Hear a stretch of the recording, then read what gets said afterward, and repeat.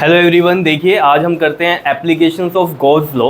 देखो जो एप्लीकेशंस है ना गॉस लॉ की, जो आपके सिलेबस में है वो 5 हैं। 5 कैसे हैं? जैसे एक तो हो गई थिन इनफाइनाइट लॉन्ग वायर की बात हो गई, एक इनफाइनाइट शीट की बात होगी, ठीक है, 2 हो गई। फिर थिन इनफाइनाइट शीट में ही 2 शीट्स की हम बात करेंगे जो प्लेन शीट होंगी, ठीक है, ये 3rd हो गई आपके पास। 4th है हमारे पास स्फेरिकल शेल के लिए बात करेंगे हम। एक्चुअली इसमें एप्लीकेशन ऑफ गॉस लॉ में हो क्या रहा है, हमें इलेक्ट्रिक फील्ड इंटेंसिटी निकालनी है, ठीक है, ड्यू टू वायर के लिए, इनफाइनाइट शीट के लिए, जैसे अभी मैंने आपको बताया, ठीक है। स्फेरिकल शेल हो गई, इसमें होलो भी हो गया, और आपका एक जो है वो सॉलिड के लिए भी बात करेंगे हम, ठीक है। तो ये 5 आपको जो है यहाँ पर करनी है, ठीक है। तो देखो सबसे पहले हम बात करते हैं electric field intensity due to thin infinite long wire की। ये करने से पहले आपको देखो 2-3 चीजें ना आपको याद होनी चाहिए इन एप्लीकेशंस करने से पहले। देखो एक तो आपको पता है जो फ्लक्स थी हमारे पास, फ्लक्स हम कैसे निकालते थे बताओ। फ्लक्स के लिए हमें फॉर्मूला पता था, क्या था हमारा, ए वेक्टर, ठीक है, या फिर हम इसको बोल देते थे ई ए कोस थीटा। लेकिन यहाँ पर जो यूज होने वाला है वो कौन सा है, 3D वाला, जो मैंने आपको बताया था, close integral of E D A, ये वाला था, ठीक है। तो ये यूज होने वाला है यहाँ पर, क्लियर है। एक तो ये याद रखना है आपको। दूसरा जो गॉस लॉ था उसने क्या बताया था आपको, गॉस लॉ ने बताया था कि जो फ्लक्स है आपकी वो क्या होती है, Q बाय एप्सिलॉन नॉट होती है, क्लियर है, याद आया गॉस लॉ से। मैंने आपको बताया था close integral of surface area वाला कहानी, याद है आपको इस तरीके की। इसमें मैंने आपको बताया था Q बाय एप्सिलॉन नॉट होता है, ठीक है, और यानी कि जो चार्ज अंदर होता है, और ये क्या है हमारा फ्लक्स होता है। तो यानी कि ये क्या हो गया था हमारा, फ्लक्स इज इक्वल टू में क्या आ गया था, Q by epsilon not for the 3D structures, ये आपको याद होगा, ठीक है। तो अब आप कहोगे एक वायर है, अगर ये तो चीज़ समझ में आ गई, ठीक है, इसको रब करते हैं। तो यहाँ से आपको जो 2 चीज़ें ध्यान में रखनी है वो क्या याद रखनी है, देखो मैं आपको बताता हूँ, ये आपको सिर्फ ये 2 चीज़ें याद रखनी चाहिए। फ्लक्स ये होती है, ठीक है, और हमें पता है flux Q by epsilon not भी होती है गॉस लॉ से, क्लियर है इतनी बात, ठीक है। तो चलो ये चीज़ अगर क्लियर है आपको तो देखो यहाँ पर अब आपके दिमाग में आ रहा होगा कि अगर एक वायर है वो तो 3D नहीं है, तो यही तो कहानी है, वायर 3D नहीं है, ठीक है, वो क्या है, एक लीनियर है, ठीक है ना। लीनियर हमने ये चीज़ देखो, अगर हमारे पास ये एक वायर है, क्या है, एक वायर है, इस पे जो है चार्ज प्लस का लेके चल रहे हैं हम, ठीक है, माइनस भी ले सकते हैं, कोई दिक्कत नहीं है, उसमें सिर्फ क्या होगा, फील्ड जो होगा वो क्या होगा, इनवर्ड होगा, इसमें क्या होगा, आउटवर्ड होगा, ठीक है। इस तरीके से चार्ज डिस्ट्रीब्यूटेड है इस पर, ठीक है। तो मैंने आपको चार्ज डिस्ट्रीब्यूशन के केस में बताया था, अगर कोई चीज़ क्या है लाइन की फॉर्म में, जैसे एक वायर है, ठीक है, तो इसको हम बोलते हैं लीनियर चार्ज डेंसिटी है यहाँ। और अगर कोई शीट है, मान लीजिए स्क्वायर है, रेक्टेंगल है, वहाँ पर हम क्या कहते थे, 2D स्ट्रक्चर्स हैं, और वहाँ पर एरिया की बात होती है, ठीक है। तो वो क्या थी, सरफेस चार्ज डेंसिटी थी, क्लियर, वहाँ जो डिस्ट्रीब्यूशन होगा चार्ज का उस तरीके से होगा। ये चीज़ आपको याद आ रही होगी धीरे धीरे, ठीक है। और एक था जिसमें आप 3D स्ट्रक्चर्स की बात करते थे, वहाँ पर हम बात करते थे किसकी, वॉल्यूम चार्ज डेंसिटी की, क्लियर। 3D में तो ऑब्वियस बात है वॉल्यूम होगा, वो वाली कहानी है, ठीक है।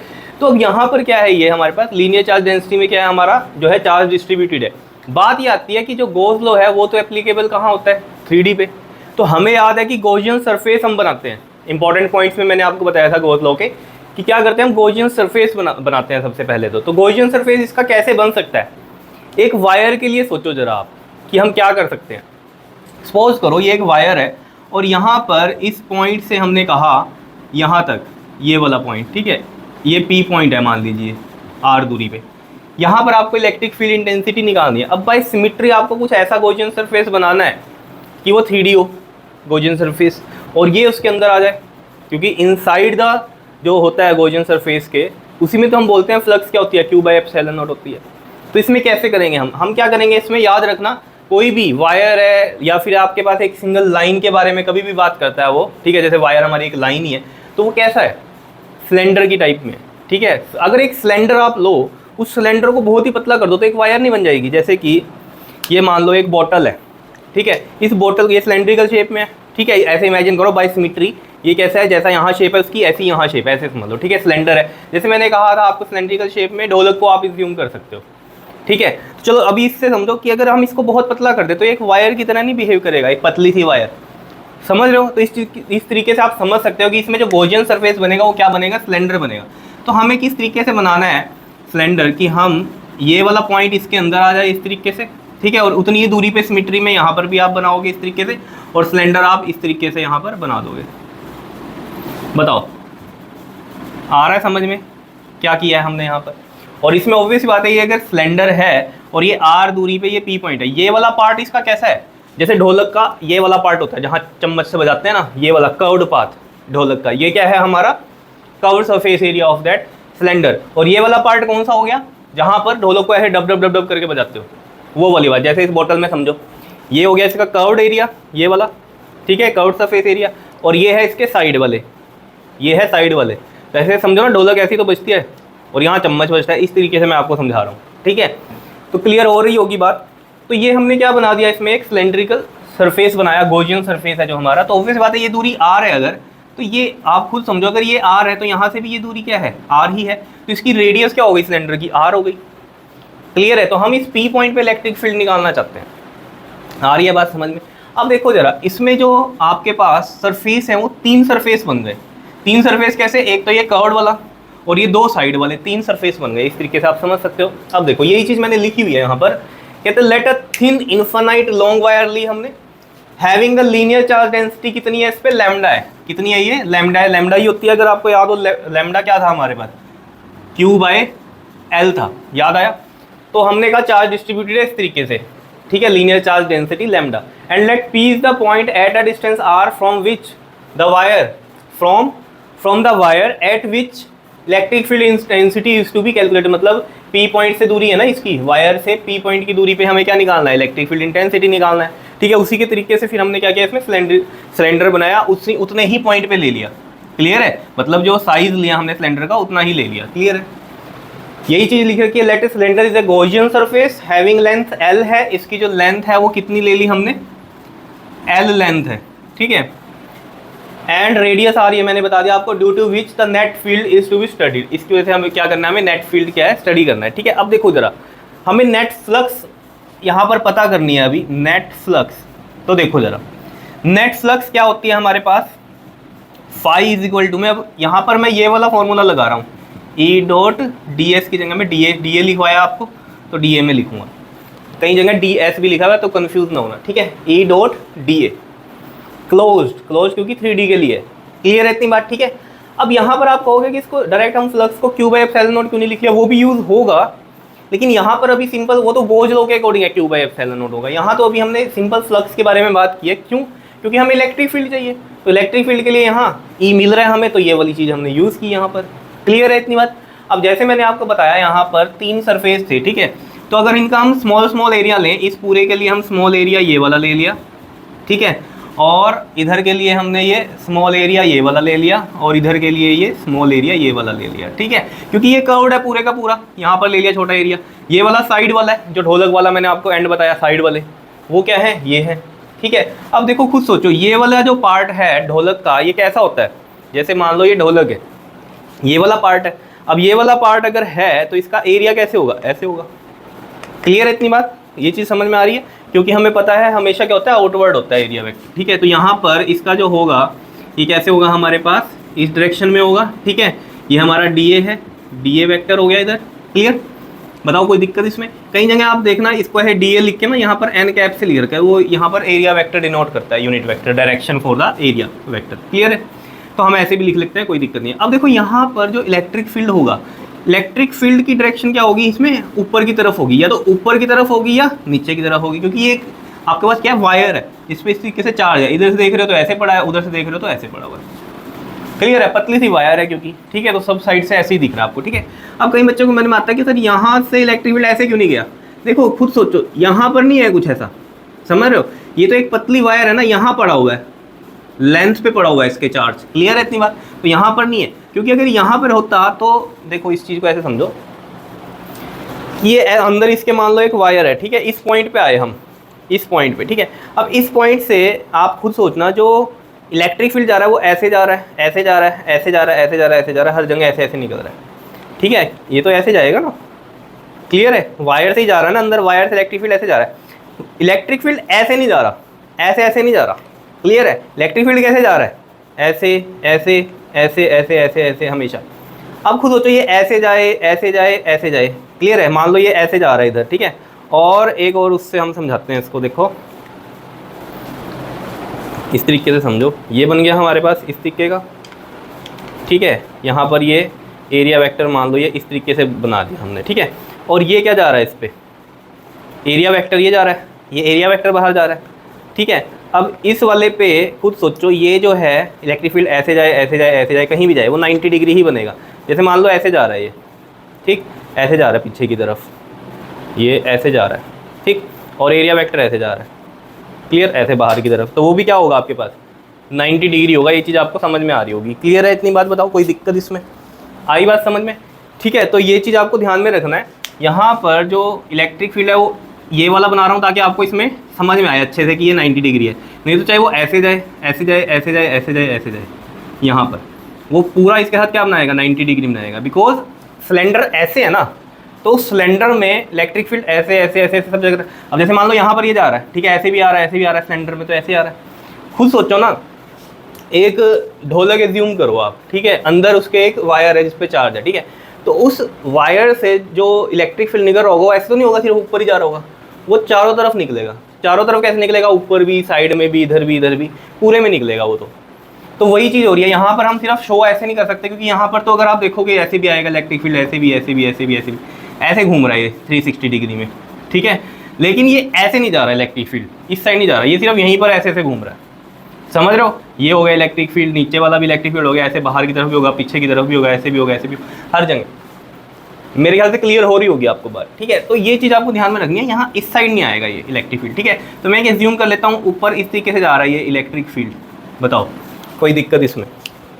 बताओ जी, ठीक है। तो यहाँ पर जो आपके सामने जो थीटा बनता है वो कितना बनता है, 90 डिग्री बनता है। ये मान लो फर्स्ट रीजन है आपका, ठीक है, ये वाला मान लो आप सेकंड रीजन है, ये वाला सेकंड रीजन हो गया। इधर इधर भी सेम कहानी है, क्या एरिया वेक्टर ऐसे जाएगा, ठीक है, अगर स्मॉल एरिया है तो डी ए वेक्टर हो गया ये, ठीक है। इलेक्ट्रिक फील्ड इसमें आप ये वाला भी ले सकते हो, नीचे वाला भी ले सकते हो, कोई दिक्कत नहीं है, ठीक है। बनाने का तरीका है, कोई भी आप चीज़ बना सकते हो, ठीक है। अब इसमें जैसे हमने यहाँ कंसीडर कर लिया, अगर यहाँ कंसीडर करते तो इलेक्ट्रिक फील्ड कैसे आ रहा होता है, नीचे की तरफ आ रहा होता, ठीक है। और इसका एरिया वेक्टर कैसे जाता, बताओ एरिया वेक्टर कैसे होता है इसका? एरिया वेक्टर भी क्या होता, बताओ? इसी की डायरेक्शन में होता है इलेक्ट्रिक फील्ड के, क्योंकि वो भी परपेंडिकुलर होता है। तो एक कर्व्ड सरफेस एरिया है अगर, तो उसमें ये क्या है, एरिया वेक्टर। कहीं भी बना लो एरिया वेक्टर परपेंडिकुलर ऐसे ही बनेगा। और इलेक्ट्रिक फील्ड में इसमें कैसा बन रहा है, ऐसे ही बन रहा है। तो कहीं भी आप बनाओगे, ठीक है, कहीं भी आप बनाओगे इलेक्ट्रिक फील्ड और एरिया वेक्टर की सेम डायरेक्शन है इस केस में। तो यहाँ पर डायग्राम में तो आप समझा नहीं सकते उस तरीके से 3D में, ठीक है। तो इस तरीके से हमने जो लिया है, तो इसमें हमने ऐसे ऊपर वाला ले लिया, ये इलेक्ट्रिक फील्ड ऐसे जा रहा है और एरिया वेक्टर भी ऐसे ही होगा आउटवर्ड, क्लियर है? तो ये चीज़ आपके समझ में आ रही होगी कि यहाँ पर अगर हम देखें ये वाला पार्ट, ठीक है, इसमें ये DA के लिए भी यही है और इलेक्ट्रिक फील्ड के लिए भी यही है। तो यहाँ थीटा कितना है, 0 डिग्री है, ठीक है। यहाँ पर थीटा कितना आ गया था, 90 डिग्री आ गया था, क्लियर है? इतनी बात बताओ, कोई दिक्कत इसमें? ये चीज़ समझ में आई? तो अब यहाँ पर हम इसको ब्रेक कर सकते हैं। देखो ये टोटल क्लोज्ड के लिए था, तो मैं इसको ब्रेक कर सकता हूँ कि E डॉट DA, DA लिखा ना हमने सब में, ठीक है, DA फर्स्ट के लिए प्लस में, अब यहाँ क्लोज नहीं लगा रहा हूँ क्योंकि क्लोज तो ये पूरा था सिलेंडर, ठीक है। अब उसके अलग अलग पार्ट को ले रहे हैं हम, ठीक है। तो DA और ये वाला कौन सा हो गया हमारा, सेकंड के लिए हो गया, ठीक है, दिखाई दे रहा है। और ये वाला EDA ये किसके लिए हो गया, थर्ड के लिए हो गया, ठीक है। फर्स्ट में जो अगर आपको याद है थीटा कितना है, 90 है, सेकंड में भी 90 है, ठीक है। तो हम इसको ब्रेक कैसे करते हैं, देखो EDA कोस, फर्स्ट कोस थीटा होता है ना, E डॉट DA क्या होता है, EDA कोस थीटा। तो कोस थीटा कितना है इसमें, 90 है फर्स्ट वाले में, तो ये 90 हो गया।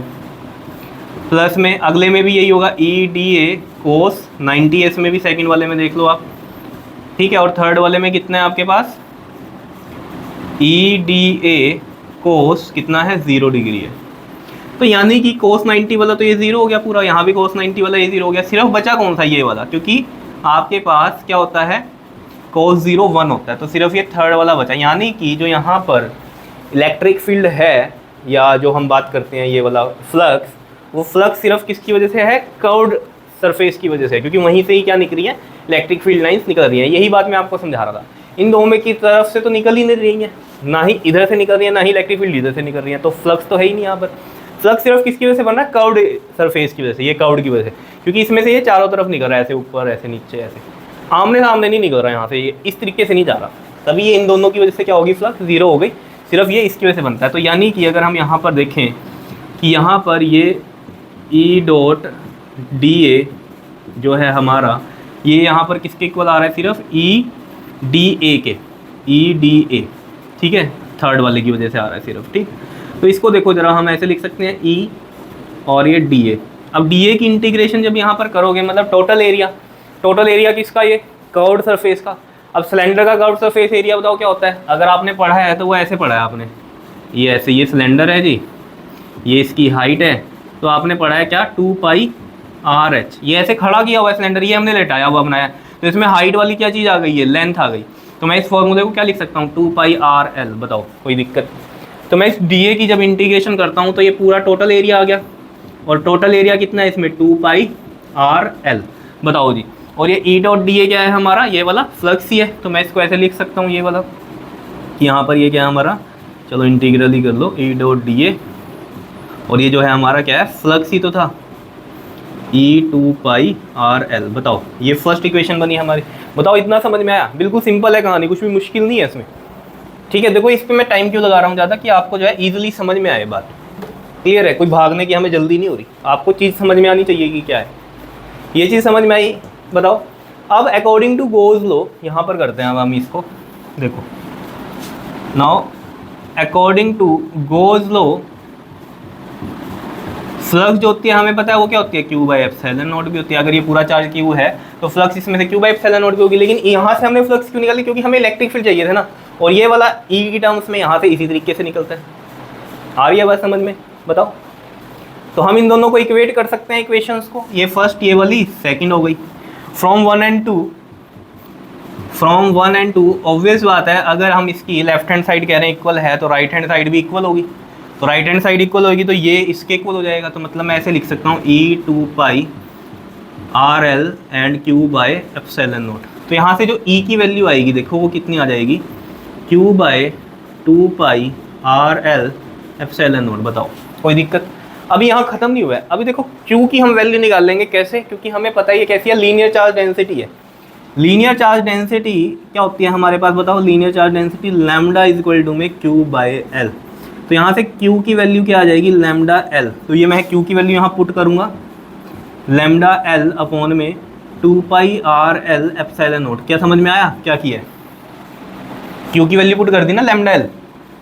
अगर Q गिवन है फिर तो हमारा ये ठीक है, क्वेश्चन में Q की रिस्पेक्ट में है अगर हमारे पास, ठीक है। अगर हमारे पास लीनियर चार्ज डेंसिटी दी हुई है तो हम इस तरीके से लिखेंगे, Q की वैल्यू निकाल लेंगे, क्या होगी वो, लैम्डा इंटू L। अगर हमारे पास न्यूमेरिकल में लैम्डा दिया हुआ है अगर, ठीक है, तो फिर इस तरीके से होगा। तो यहाँ से देखो ये L से ये L कट गया, तो ये E का जो हमारे पास इलेक्ट्रिक फील्ड आया वो किस में आ गया, लीनियर चार्ज डेंसिटी की उसमें आ गया। क्या आया ये हमारे पास, 2πrε0। क्या इतनी बात क्लियर है या नहीं है, बताओ कोई दिक्कत इसमें। यहाँ से हमें एक चीज़ पता चल रही है कि जो E है हमारा, यहाँ दिख रहा है कि नहीं पता नहीं, E जो है हमारा वो क्या है, इन्वर्सली प्रोपोर्शनल टू R है, मतलब डिस्टेंस के इन्वर्सली प्रोपोर्शनल। और ये आपको खुद भी पता है, जैसे जैसे हम यहाँ से डिस्टेंस बढ़ाएंगे, ये वाला ये डिस्टेंस जैसे जैसे बढ़ता जाएगा तो ऑब्वियस ही बात है इलेक्ट्रिक फील्ड कम होता जाएगा, क्योंकि आप दूर नहीं जा रहे हो। क्या दूर जाओगे तो ऑब्वियस बात है इलेक्ट्रिक फील्ड कम होगा। तो वही चीज़ हो रही है यहाँ पर। बताओ समझ में आया, बिल्कुल सिंपल सी कहानी थी। ध्यान क्या रखना है कि आपको कि पहले ये 3 रीजन बनाना है, इन 3 रीजन में आपने क्या करना है, इलेक्ट्रिक फील्ड और एरिया वेक्टर लिख लेना है, थीटा देख लेना है क्या है इनके। और ये चीज़ ध्यान रखनी है कि फ्लक्स हम क्या बोलते हैं, Q/ε0, लेकिन हमें क्या चाहिए, E चाहिए। तो हम नॉर्मल फ्लक्स निकाल लेंगे, ये तो गोज लॉ के अकॉर्डिंग नॉर्मल फ्लक्स हमें पता है E डॉट डी होता है, क्लोज इंटीग्रल। तो हमने 3 रीजन का अलग अलग इंटीग्रेट किया, 2 का तो 0 हो गया, थर्ड के लिए हमने निकाला। क्लियर है। और ये E डॉट डी ही हमारा क्या है, फ्लक्स के इक्वल होता है। क्लियर है। अब यहाँ पर फ्लक्स ये आ गई, लेकिन गोज लॉ के अकॉर्डिंग ये भी है, तो हमने इसको इक्वेट कर दिया और बाद में Q की वैल्यू यहाँ से लैम्डा से पुट कर दी हमने। लैम्डा इक्वल टू Q/L होता है ना, तो Q की वैल्यू वहाँ से ली और ये हमारे पास किस में आ गई, लीनियर चार्ज डेंसिटी की फॉर्म में आ गया इलेक्ट्रिक फील्ड। और अगर Q की फॉर्म में है तो वो ये है। बताओ कोई दिक्कत इसमें, सिंपल है या नहीं। यहाँ पर आप डायरेक्ट भी कर सकते थे क्या कि Q/L है ना, ये वाला Q/L, इसको लैम्डा पुट कर देते, लेकिन इसमें थोड़ी कंफ्यूजन हो जाती है आगे जो हम करेंगे ना अभी उनकी वजह से। ठीक है, तो यहाँ पर भी इसी तरीके से करो कि Q की वैल्यू कितनी आ गई, यहाँ से हम देख रहे हैं लैम्डा L, तो लैम्डा L लिख दी हमने, तो इस तरीके से आ गया। क्लियर है बात इतनी। बताओ कोई दिक्कत इसमें, करो इसे नोट, फिर हम करते हैं इन्फिनाइट शीट वाला, करो इसको नोट। हाँ जी, देखिए अब सेकंड एप्लीकेशन क्या है हमारे पास। Second application electric field intensity हमें निकालनी है due to the infinite plane sheet. देखो अभी आपके मन में आ रहा होगा, इन्फिनाइट हमेशा जो बोल देते हो, ऐसी भी कितनी लंबी शीट होगी या कितनी लंबी वायर थी। देखो जैसे हमने वायर के लिए बात की ना, तो वायर के लिए जैसे हमने कहा ये एक वायर है, ठीक है, तो इसके लिए जो डिस्टेंस लिया ना हमने, ये वाला जो डिस्टेंस लिया, ये R बहुत छोटा लिया था, इतना छोटा लिया था कि उसके कंपैरिजन में ये हमें क्या लग रही थी, बहुत ही बड़ी लग रही थी, तो वो इन्फानाइट हम कंसीडर कर लेते हैं। ठीक है, अब जैसे यहाँ शीट की बात करेंगे, देखो शीट में भी यही होगा। इन्फानाइट का मतलब क्या है यहाँ, ठीक है ना, कहीं सोचते हैं इन्फानाइट क्या कि चांद तक तो नहीं चले जाएंगे क्या शीट को लेके या वायर को लेके, ऐसा नहीं होता। ठीक है, तो देखो अब जरा, जैसे हमने कहा शीट की बात हमने करनी है, ठीक है, तो एक इन्फानाइट शीट लेनी है हमें, वो भी थिन। ठीक है, तो देखो हम कैसे बनाते हैं यहाँ पर, देखो इस तरीके से समझना। ठीक, ये मैंने ऐसे बना दी कि आपको लगे कि ये इन्फानाइट है। ठीक है, इस पे चार्ज लगा है प्लस, ठीक है, ये भी प्लस प्लस प्लस, आप माइनस भी ले सकते हो, कोई दिक्कत वाली बात नहीं है। जैसे अगर आपको याद हो जब हम वायर की बात कर रहे थे, ठीक है, वायर के केस में जो इलेक्ट्रिक फील्ड था, अगर आपको देखो थोड़ा सा समझते चलोगे तो अच्छी बात है। देखो जैसे हमने कहा था वायर के केस में ये हमारा गॉसियन सरफेस बना था, ठीक है, इधर वाला तो जीरो हो गया था, ये वाला भी जीरो हो गया था। ठीक है, अगर इलेक्ट्रिक फील्ड यहाँ पर क्या होता है, नेगेटिव चार्ज होता है अगर बाई चांस, ठीक है, तो होता क्या, ये वाला लेते हैं हम, ठीक है, एरिया वेक्टर तो ऐसे ही बनता है इसका, ठीक, लेकिन इलेक्ट्रिक फील्ड कैसे हो जाता है इसका, अंदर की तरफ हो जाता है। ठीक है, तो यहाँ पर जो थीटा बनता है वो कितना बनता है, 180 डिग्री बनता है। यहाँ तो कोई दिक्कत नहीं थी क्योंकि यहाँ इलेक्ट्रिक फील्ड ऐसे आ रहा है और ये एरिया वेक्टर ऐसे जा रहा है। ठीक है, तो ये तो 90 डिग्री पे ही बन रहा था, ये चीज़ ऐसे बना दी मैंने, ऐसे भी बना सकता था ना इलेक्ट्रिक फील्ड, इस केस में ऐसे बन जाता। ठीक है, तो ये क्या होता है हमारे पास, सॉरी ऐसे नहीं, अंदर की तरफ, ये कैसा है, अंदर की तरफ ऐसे बना देते हैं, तो 90 डिग्री ही बनता है इसमें, तो ये तो कोई टेंशन नहीं थी। यहाँ पर देखो ये डी ऊपर जा रहा है और ये चीज़ ऐसे आ रही, तो ये कितना है, 180 डिग्री है। अगर ये 180, अब ये कईयों के मन में ऐसे आ रहा होगा ना, यार देखो ये अगर वेक्टर क्वांटिटी है तो देखो एक वेक्टर ऐसे लिख लिया मैंने और ये इलेक्ट्रिक फील्ड ऐसे आ रहा है, तो मैं इसका ये चीज़ ऐसे जोड़ नहीं सकता क्या, ऐसे ये इलेक्ट्रिक फील्ड ऐसे नहीं जोड़ सकता क्या, ये वाला पार्ट ऐसे यहाँ लगा दिया, या ये वाला जो था हम ऐसे ऊपर की तरफ लगाते हैं, याद होगा वेक्टर्स में ऐसे ही तो करते थे, एक वेक्टर ऐसे है और एक वेक्टर ऐसे है, तो मैं इसको ऐसे लगा सकता हूँ, इसकी टेल इससे जोड़ सकता हूँ ऐसे। तो वही चीज़ थी, अगर ये ए है हमारा, ये डी है, तो भी तो 90 आ रहा है, ये चीज़ समझ में आ रही होगी।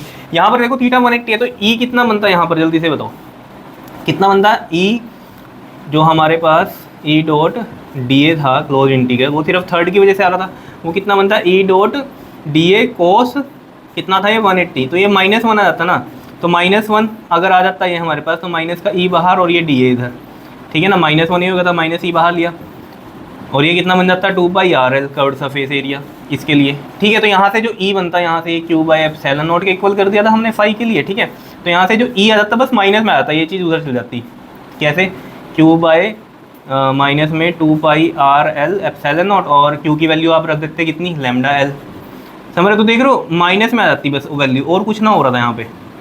ये चीज़ आ रही है समझ में, चलो जिसको समझना था अच्छे से वो समझ सकता है, बाकी अपने दिमाग पे ज़्यादा जोर मत देना। ठीक है, ये चीज़ उनके लिए थी जिनके मन में आ रहा था कि माइनस वाले में क्या होता है, माइनस वाले में बस इलेक्ट्रिक फील्ड की डायरेक्शन आ जाती है ना अपोजिट, तो वो माइनस क्या शो कर रहा है, इलेक्ट्रिक फील्ड की डायरेक्शन है, इस तरीके से इनवर्ड है।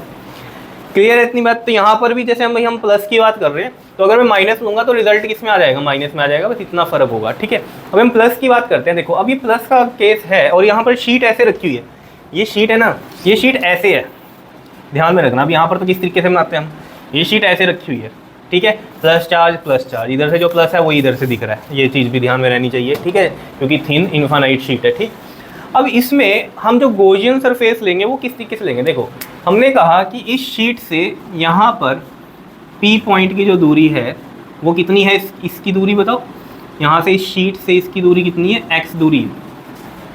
क्लियर है, और सेम दूरी ऑब्वियस बात है सिमेट्री से मैं इधर भी लूँगा।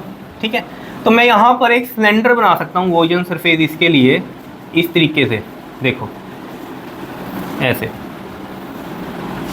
समझ रहे हो बात को या नहीं बताओ। ठीक है, इस तरीके से समझ लो, ये ऐसे बना दिया मैंने। ठीक है, P पॉइंट यहाँ की बजाय यहाँ ले लो, चलो ठीक है, कोई दिक्कत इसमें, ये x है हमारा, बताओ, ये गॉसियन सरफेस हमने बना दिया यहाँ पर इस तरीके से। ठीक है, अब यहाँ पर आप एक चीज़ ध्यान में रखना, इस पूरे चार्ज का इस गॉसियन सरफेस में कितना पार्ट आ रहा है, जितना ये देखो ना, अंदर से तो ऐसे ही है ना, ये कर्व्ड इस तरीके से है सिलेंडर, तो इसने पार्ट में जितना चार्ज आ रहा है वो है, बात आ रही है समझ में। पूरा चार्ज ना लेके मैं क्या करूँ, गॉसियन में कितना चार्ज आ रहा है उसकी बात कर रहे हैं हम। ठीक है, इतनी बात क्लियर है।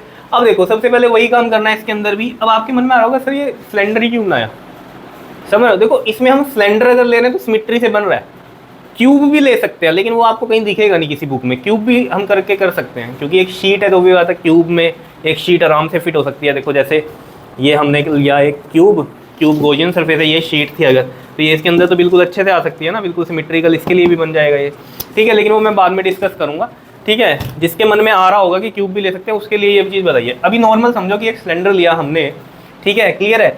अब यहाँ पर भी हम क्या करेंगे, इसमें देखो 3 रीजन बनाएंगे। एक तो ये हो गया इसका, एक ये वाला रीजन हो जाएगा, ठीक, और एक यहाँ ऊपर ले सकते हो, चलो मैं यहाँ नीचे बना देता हूँ, यहाँ भी ले सकते हो, ठीक है। लेकिन यहाँ तो शीट लगी है ना, तो मैं कैसे दिखाऊँ, क्योंकि ये शीट ऐसे नहीं है एक्चुअल में। शीट कैसे है, शीट ऐसे रखी हुई है, ठीक है। तो यहाँ से ये सिलेंडर ऐसे बाहर आ रहा है, यहाँ से ऐसे बाहर आ रहा है, तो यहाँ कहीं ले सकता हूँ, लेकिन इस पर बोर्ड पे कैसे बनाए वो चीज़, ठीक है ना। तो हम यहाँ पर साइड में ले लेते हैं वो चीज़, ठीक है। ऊपर तो आपने देख लिया ना, नीचे वाली भी ले लेते हैं, कोई बात नहीं, ठीक है। ये मान लो हमारा फर्स्ट रीजन है, इसमें जो इलेक्ट्रिक फील्ड है, अब देखो कैसे आ रहा होगा, इलेक्ट्रिक फील्ड ऐसे आ रहा होगा।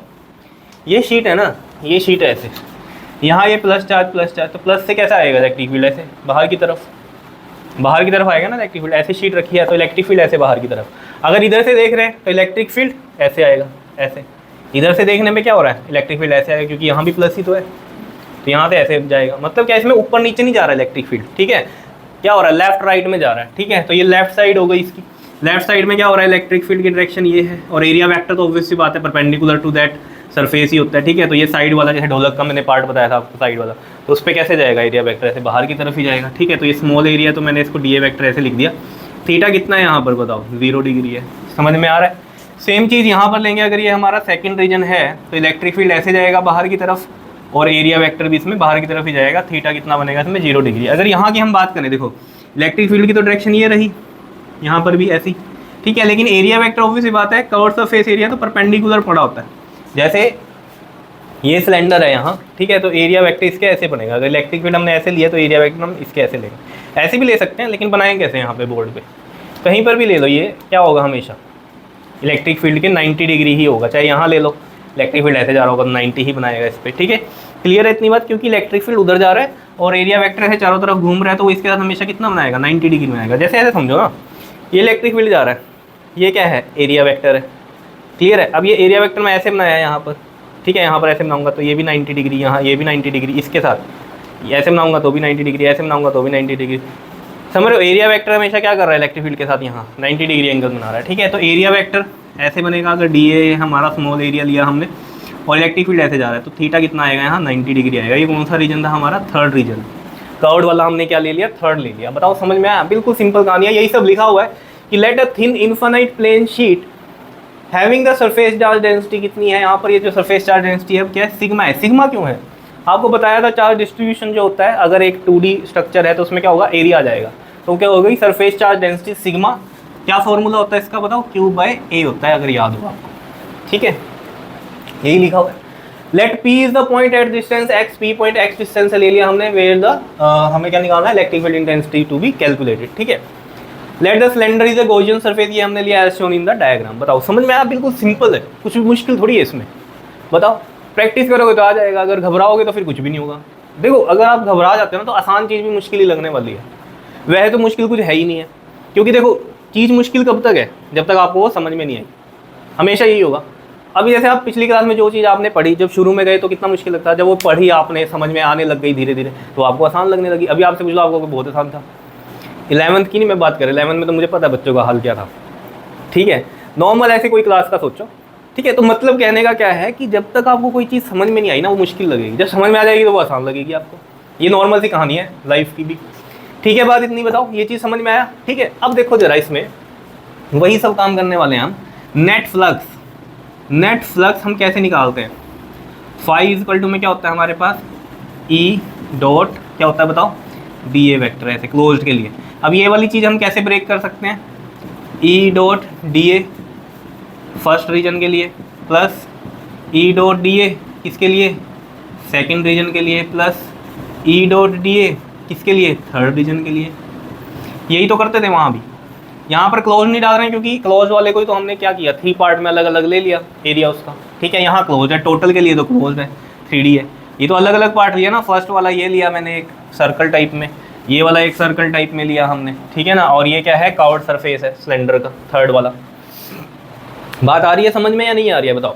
अब यहाँ पर एक चीज़ ध्यान में रखना कि ये जो है हमारे पास ये वाला पार्ट जो है, जो हम कहते हैं ना ढोलक का साइड वाला पार्ट है, जैसे मान लो ये बोतल है, बोतल का ये साइड वाला पार्ट है, ये ऑब्वियस सी बात है क्या है, सर्कल है। अगर मैं इसका एरिया निकालूंगा तो पाई आर स्क्वायर बनता है, इसमें तो कोई टेंशन वाली बात है नहीं। लेकिन हम यहाँ पर क्या कर रहे हैं, इस पूरे का एरिया मैं सिर्फ ए से लिख रहा हूँ, ठीक है बात इतनी। किससे लिख रहा हूँ, ए से लिख रहा हूँ, तो कोई दिक्कत वाली बात ना समझना, इस पूरे का एरिया क्या है, ए है। क्लियर है लेट, अगर हम ये चीज़ मानते हैं, ठीक। अभी बताऊँगा क्यों, ठीक है, अभी ये समझ में आ जाएगा। अब थर्ड वाले में अब हम कहेंगे कर्व सरफेस एरिया की टेंशन ही नहीं है, यहाँ कहो कि 2πr लिखेंगे क्या, क्यों नहीं रख रहे हैं बताओ। थीटा कितना बनेगा यहाँ 90, कोस 90 क्या होता है, 0 होता है, ठीक है। तो देखो जरा, फर्स्ट के लिए अगर हम करेंगे तो E D A cos theta और कोस कितना है यहाँ पर 0 है। सेकंड में भी कितना है, ई डी ए कोस 0 है। और थर्ड में कितना है, ई डी ए कोस 180 नहीं है, सॉरी 90 है। कितना है, 90 है। तो ये तो 0 हो गया, बचा ये फर्स्ट वाला और सेकंड वाला। थर्ड वाले में तो क्या होगी, फ्लक्स 0 हो गई। तो मतलब फ्लक्स यहाँ से नहीं निकल रही, फ्लक्स ऑब्वियस बात है, देखो ना एक शीट है, ये शीट है ऐसे, तो यहाँ से इलेक्ट्रिक फील्ड लाइन जा रही हैं और एक यहाँ से जा रही हैं, तो इन दो सरफेस में से तो निकल रही है इलेक्ट्रिक फील्ड लाइन। और इधर जो सरफेस बना हुआ है सिलेंडर का, ये कर्व्ड वाले में ये अंदर ऐसे है, तो कर्व्ड वाला कैसे है आपके पास, ये ऐसे पूरा, तो यहाँ से तो नहीं निकल रही ना ऐसे निकल रही है, तो कर्व्ड वाले के लिए तो 0 है फ्लक्स। क्या इतनी बात समझ में आ रही है बताओ, लॉजिकली समझ पा रहे हो बातों को। तो यहाँ पर देखो जरा, ये कितना बन रहा है आपके पास, ई डी ए, ठीक है फर्स्ट वाला, और ये वाला भी कितना बन जाएगा, ई डी ए, बिकॉज कोस 0 क्या होता है, 1 होता है। ये सब आपको पता होना चाहिए, कोस 0 क्या होता है, 1 होता है, और कोस 90 क्या होता है, 0 होता है। ये तो चीज़ें पता होंगी आपको, ठीक है। अब यहाँ पर देखो जरा, ये ई हमने बाहर लिया ये डी ए का, और ई हमने बाहर लिया ये डी ए सेकेंड का। अब ये दोनों सेम ही चीज़ है, ठीक है ना। बाहर ढोलक के बाहर वाला सरफेस है जहाँ डब डब डब डब बजाते हो आप, है ना। तो उसका मैंने एरिया क्या मान लिया, वैसे तो पाई आर स्क्वायर बनेगा, लेकिन हम इसमें क्या माना है, ए ही मान लिया, टोटल एरिया ए मान लिया इस तरीके से। तो ये कितना आ गया यहाँ से, 2E A आ गया, किसकी वैल्यू आ गई, ये फ्लक्स की वैल्यू आ रही है इस तरीके से। बताओ, ये हो गई हमारी मान लीजिए फर्स्ट इक्वेशन। बताओ कोई दिक्कत इसमें, ठीक है। ये तो चीज़ समझ में आई गई आपकी कोस 90 वाली। बताओ जी कोई दिक्कत इसमें, इतने पार्ट में कोई दिक्कत है क्या। अब आपको पता ही है according to Gauss law, according to Gauss law क्या होगा, जल्दी से बताओ। फ्लक्स क्या होती है, Q/ε0 होती है, इसे हम सेकंड मान लें। तो फ्रॉम 1 and 2 क्या होगा, वैसे ही कर रहे हैं जैसे शीट के लिए उसके वायर के लिए किया था, वैसे ही कर रहे हैं हम। देखो तो इनको इक्वेट करो जरा, तो ये वाली चीज़ इक्वल हो जाएगी, तो ये क्या आ जाएगी, 2EA Q/ε0। तो यहाँ से जो E की वैल्यू आएगी वो क्या आएगी, Q/2A∈0। समझ गए ना, 2A ये नीचे आ गया। अब हमें पता है क्या है, सरफेस चार्ज डेंसिटी है यहाँ, ठीक है। तो सिग्मा की वैल्यू क्या होती है हमें पता है, सिग्मा की वैल्यू क्या होती है, Q/A। यहाँ से Q की वैल्यू कितनी आ जाएगी, सिग्मा A, वो यहाँ पुट करेंगे। अब ये वाला एरिया जो होगा वो इसी एरिया के बराबर होगा। क्यों होगा, देखो समझो, यही चीज़ मैं आपको कह रहा था कि अब जो इस गॉसियन सरफेस में ये वाला जो पार्ट है, इसको समझो ज़रा, इस वाले पार्ट में जो चार्ज है वो कितना आया है, इसको मैंने लेट किया, ठीक है ना, इतने वाले पार्ट को, कि इतने एरिया में कितना चार्ज है, Q है। तो ये Q चार्ज कितने एरिया में, इतने एरिया में है, तो यही वाला एरिया तो यही वाला एरिया है, या नहीं, ये पूरे का एरिया नहीं है, क्योंकि गॉसियन में कितना आ रहा है चार्ज, देखो ऐसे है ना ये शीट। और अगर हम सिलेंडर का देखें, सिलेंडर का अगर हम इसमें देखें इस तरीके से, सिलेंडर का ये वाला पार्ट, ठीक है ना, देखो ना सिलेंडर ऐसे ही आ रहा होगा, ये गोल उसमें ऐसे बाहर की तरफ, ऐसे गोल उसमें बाहर की तरफ, ठीक है। तो ये वाला पार्ट सिलेंडर का, ये वाला, इतने पार्ट में कितना चार्ज होगा, तो ये एरिया कौन सा एरिया है, जो सिलेंडर का बाहर जो सरफेस है, जो हम कह रहे हैं ढोलक वाला ढब ढब ढब ढब ढब वाला, जो वो सर्कल है, वही तो सर्कल अंदर भी है इसमें, जो शीट पे आ रहा है सिलेंडर का। तो ये वाला एरिया भी तो बराबर ही होगा इस वाले एरिया के। क्या बात समझ में आ रही है, बताओ, आ रही है समझ में, बताओ। नहीं तो ऐसे समझ लो सिंपल कि जितना एरिया ये है उतना ही तो गॉसियन सरफेस का एरिया यहाँ आ रहा है, इतने में ही शीट आ रही है आपकी। गॉसियन सरफेस में शीट कितनी आ रही है, इतने एरिया में ही आ रही है, तो उस पर जो चार्ज है वो इतने एरिया पे ही है। तो ये वाला लीनियर चार्ज डेंसिटी हम सरफेस चार्ज डेंसिटी कौन से एरिया के लेंगे, जो गॉसियन में आती है। ये चीज़ ध्यान में रखनी है आपको, गॉसियन सरफेस पे जितना आ रहा है उतना ही तो लोगे। आ रही है बात क्लियर या नहीं समझ में, बताओ। तो इसमें गॉसियन में तो इतना ही पार्ट आ रहा है ना, तो ऑब्वियस बात है वही चार्ज लेंगे तो उतने ही एरिया पे पड़ा है, तो Q सिग्मा बाई। तो इसलिए अब समझ में आ रहा होगा आपके कि ये एरिया कट जाना है अब, इसलिए हमने पाई आर स्क्वायर वगैरह कुछ नहीं लिखा यहाँ पर, क्योंकि देखो ये चीज़ वैल्यू हम यहाँ पुट करेंगे तो देखो क्या आ जाएगी ये सिग्मा ए अपॉन में 2a एप्सिलॉन नॉट। तो a से a कट गया, e की वैल्यू कितनी आ गई सिग्मा अपॉन में 2 एप्सिलॉन नॉट। तो प्लेन शीट के लिए जो इलेक्ट्रिक फील्ड आ रहा है, ठीक है, वो कितना आ रहा है सिग्मा बाई 2 एप्सिलॉन नॉट। अब ये इंडिपेंडेंट है दूरी से, x तो आया ही नहीं, ये वाला x वेरी ही नहीं कर रहा। लेकिन एक चीज़ ध्यान रखना, इसमें वेरी ये कब नहीं करता जब ये बहुत ही छोटा लिया है हमने, ठीक है ना। छोटा लिया है तो यहाँ जाओ वहाँ जाओ, इधर उधर उधर उधर कहीं भी, तो इलेक्ट्रिक फील्ड यहाँ सेम ही रहने वाला जब ये छोटा हो। इसलिए ये क्या है यहाँ पर इंडिपेंडेंट है। इंडिपेंडेंट है यानी कि एक्स की तो कोई यहाँ पर कहानी है ही नहीं। अगर हम इस शीट के आसपास कहीं भी पॉइंट लेंगे तो वहाँ पर इलेक्ट्रिक फील्ड क्या रहने वाला है, यही रहने वाला है। तो ये वेरी ही नहीं कर रहा एक्स के साथ, लेकिन एक्स छोटा होना चाहिए, ये चीज़ आपको ध्यान में रहनी चाहिए। तो एक्स तो नहीं आया ना यहाँ पर, जैसे पिछले वायर के केस में तो आर हमने डिस्टेंस लिया था, वो आर इन्वर्सली था ई के, तो वेरी कर रहा था। जितना दूर जाएंगे हम तो क्या हो रहा है, वो इलेक्ट्रिक फील्ड आपका कम होगा। लेकिन यहाँ पर क्या हो रहा है, वहाँ उस केस में याद है ना आपके पास क्या आया था, ई इक्वल टू में, या ई इन्वर्सली था हमारा 1/r, याद हो आपको। तो आर अगर बढ़ेगा तो ई घटेगा, ये चीज़ थी वहाँ। लेकिन यहाँ तो है ही नहीं, कोई डिस्टेंस ही नहीं है यहाँ पर, तो जो हमारे पास इलेक्ट्रिक फील्ड आई है जिसमें वेरी नहीं करता यानी कि दूरी से, क्योंकि इन्फानाइट है वैसे भी शीट जो है आपकी। और इन्फानाइट वो वही बात है कि ये दूरी क्या है, छोटी होगी तो ये इन्फानाइट लगेगी शीट। समझ रहे हो, ऐसा नहीं है कि इन्फानाइट है जी, इतनी बड़ी शीट कहाँ से बनाया हम इन्फानाइट का, तो मतलब हमें यही पता था कि बहुत ही बड़ी। तो मतलब इन्फानाइट के केस का क्या है कहानी कि ये एक्स की दूरी क्या हो, छोटी हो। छोटी होगी तो यहाँ पर इलेक्ट्रिक फील्ड क्या रहेगा, हर जगह सेम रहने वाला, कहीं भी किसी भी पॉइंट पे आप एक्स अगर छोटा लोगे, क्योंकि एक्स के साथ ये वेरी नहीं करता, क्योंकि ई ये आ गया आपके पास। लेकिन इन्फानाइट शीट है ना, तो इन्फानाइट शीट वो कैसे लगेगी, जब ये एक्स छोटा होगा इसके कंपैरिजन में। समझ रहे, बहुत छोटा होगा तब हमें ये इन्फानाइट लगने वाली है। क्या इतनी बात क्लियर है या नहीं है, बताओ, कोई दिक्कत बताओ, समझ में आ रहा है या नहीं। जैसे एक चीज़ को ऐसे समझ सकते हो ना, एक बिल्डिंग है बहुत बड़ी, जब आप उसके पास हो तो वो आपको बहुत बड़ी लगती है, इन्फानाइट सी लगती है, जब दूर से देखते हो तो छोटी सी लगती है। वही कहानी है, तो ये दूरी क्या है, कम होनी चाहिए तभी ये इन्फानाइट शीट लगेगी ना। तो वही केस है यहाँ पर कि इलेक्ट्रिक फील्ड क्या है, फिर उस केस में सब जगह सेम है, क्योंकि एक्स तो वेरी नहीं कर रहा। बताओ, समझ में आया, बिल्कुल सिंपल कहानी। अब जैसे अगर ये माइनस होती, ठीक है, अगर यहाँ माइनस होता, ये तो चीज़ समझ में आ गई आपकी, यहीं तक था ये टॉपिक। अब मैं क्या कह रहा हूँ कि अगर यहाँ माइनस होता तो माइनस के केस में क्या होता बताओ, इलेक्ट्रिक फील्ड ये वाला कैसे होता है, ऐसे अंदर की तरफ होता। देखो जैसे ये एरिया वेक्टर ऐसे लिया हमने, ठीक है, यहाँ पर, तो ये इलेक्ट्रिक फील्ड क्या होता है, इसकी तरफ जाता है ना, माइनस की तरफ जाता है। सेम वहाँ भी होता है यही चीज़, ठीक है। तो यहाँ थीटा कितना आ जाता है, 180 आ जाता। तो ई डी ए कोस 180 बनता है, ये कितना आता है, माइनस का ई डी ए इंटीग्रेट, और क्या हो जाता है ये माइनस का ई ए बनता। तो माइनस ई ए वहाँ से और माइनस ई ए यहाँ से, तो ये ऐड होते हैं जब, तो कितना आता है, माइनस का 2EA। तो यहाँ रखते हैं आप ये माइनस का 2EA, यहाँ माइनस का 2EA। तो यहाँ से जो ई आता है वो किस में जाता है, माइनस में आता है, क्योंकि ये माइनस का 2A इधर जाता है फिर। तो माइनस में इलेक्ट्रिक फील्ड तो हो गया, डायरेक्शन को बताता है सिर्फ, इतनी बात है, ठीक है। तो यहाँ जो ई की वैल्यू आती है वो आती माइनस में सिग्मा अपॉन में 2 एप्सिलॉन नॉट। बताओ समझ में आया। तो माइनस के केस में ये हो जाता बस, ठीक है, अगर माइनस की शीट लेते हैं हम, माइनस चार्ज होता। क्लियर है। तो दोनों चीज़ें आपको पता होनी चाहिए क्या है, इसलिए हम इस चीज़ को करते नहीं है, सिर्फ बताते हैं कि हाँ माइनस में ऐसा हो जाएगा। बताओ जी, समझ में आया, बिल्कुल सिंपल था। अब हाँ, जैसे कईयों के मन में आ रहा था कि ये हमने ये चीज़ ले ली, सिलेंडर ले लिया यहाँ पर गॉसियन सरफेस, अगर क्यूब ले लेते तो देखो क्यूब के केस में भी यही होने वाला था। देखो अगर आपको क्यूब के बारे में याद है, अगर मैं क्यूब ले लेता इस शीट पे, ऐसे क्यूब ले लेता है गॉसियन सरफेस, तो शीट इसके अंदर आ जाती। क्लियर है। अब इसमें क्या होता है, देखो मान लीजिए शीट इससे बड़ी है, मान लो इस क्यूब से बड़ी है, थोड़ी बाहर आ गई, ठीक है, लेकिन मैंने उसका छोटा पार्ट ले लिया शीट का इसके अंदर। अब खुद सोचो इलेक्ट्रिक फील्ड इसमें कैसे जा रहा है, इधर से जाएगा और इधर से जाएगा। शीट में मैंने आपको बताया ना, आगे इधर लेफ्ट और राइट निकलता है, मतलब इधर लेफ्ट और सिर्फ राइट। तो इलेक्ट्रिक फील्ड इधर जा रहा है, एरिया वेक्टर इधर, ये तो ठीक है, 0 डिग्री पे बन रहा है, ई ए कोस 0, इधर भी ई ए कोस 0, ठीक है, जैसे इसमें बन रहा था ई ए कोस 0, ई ए कोस 0। यहाँ पर क्या होता, चारों में 90 डिग्री बनता। कैसे, एरिया वेक्टर ऐसे, इलेक्ट्रिक फील्ड ऐसे, एरिया वेक्टर ऐसे, इलेक्ट्रिक फील्ड ऐसे, ठीक है ना, एरिया वेक्टर ऐसे, इलेक्ट्रिक फील्ड ऐसे। समझ रहे हो बात की क्या होता है इसमें, इसी तरीके से बनता है ये। क्लियर है या नहीं है बात, बताओ, समझ रहे हो।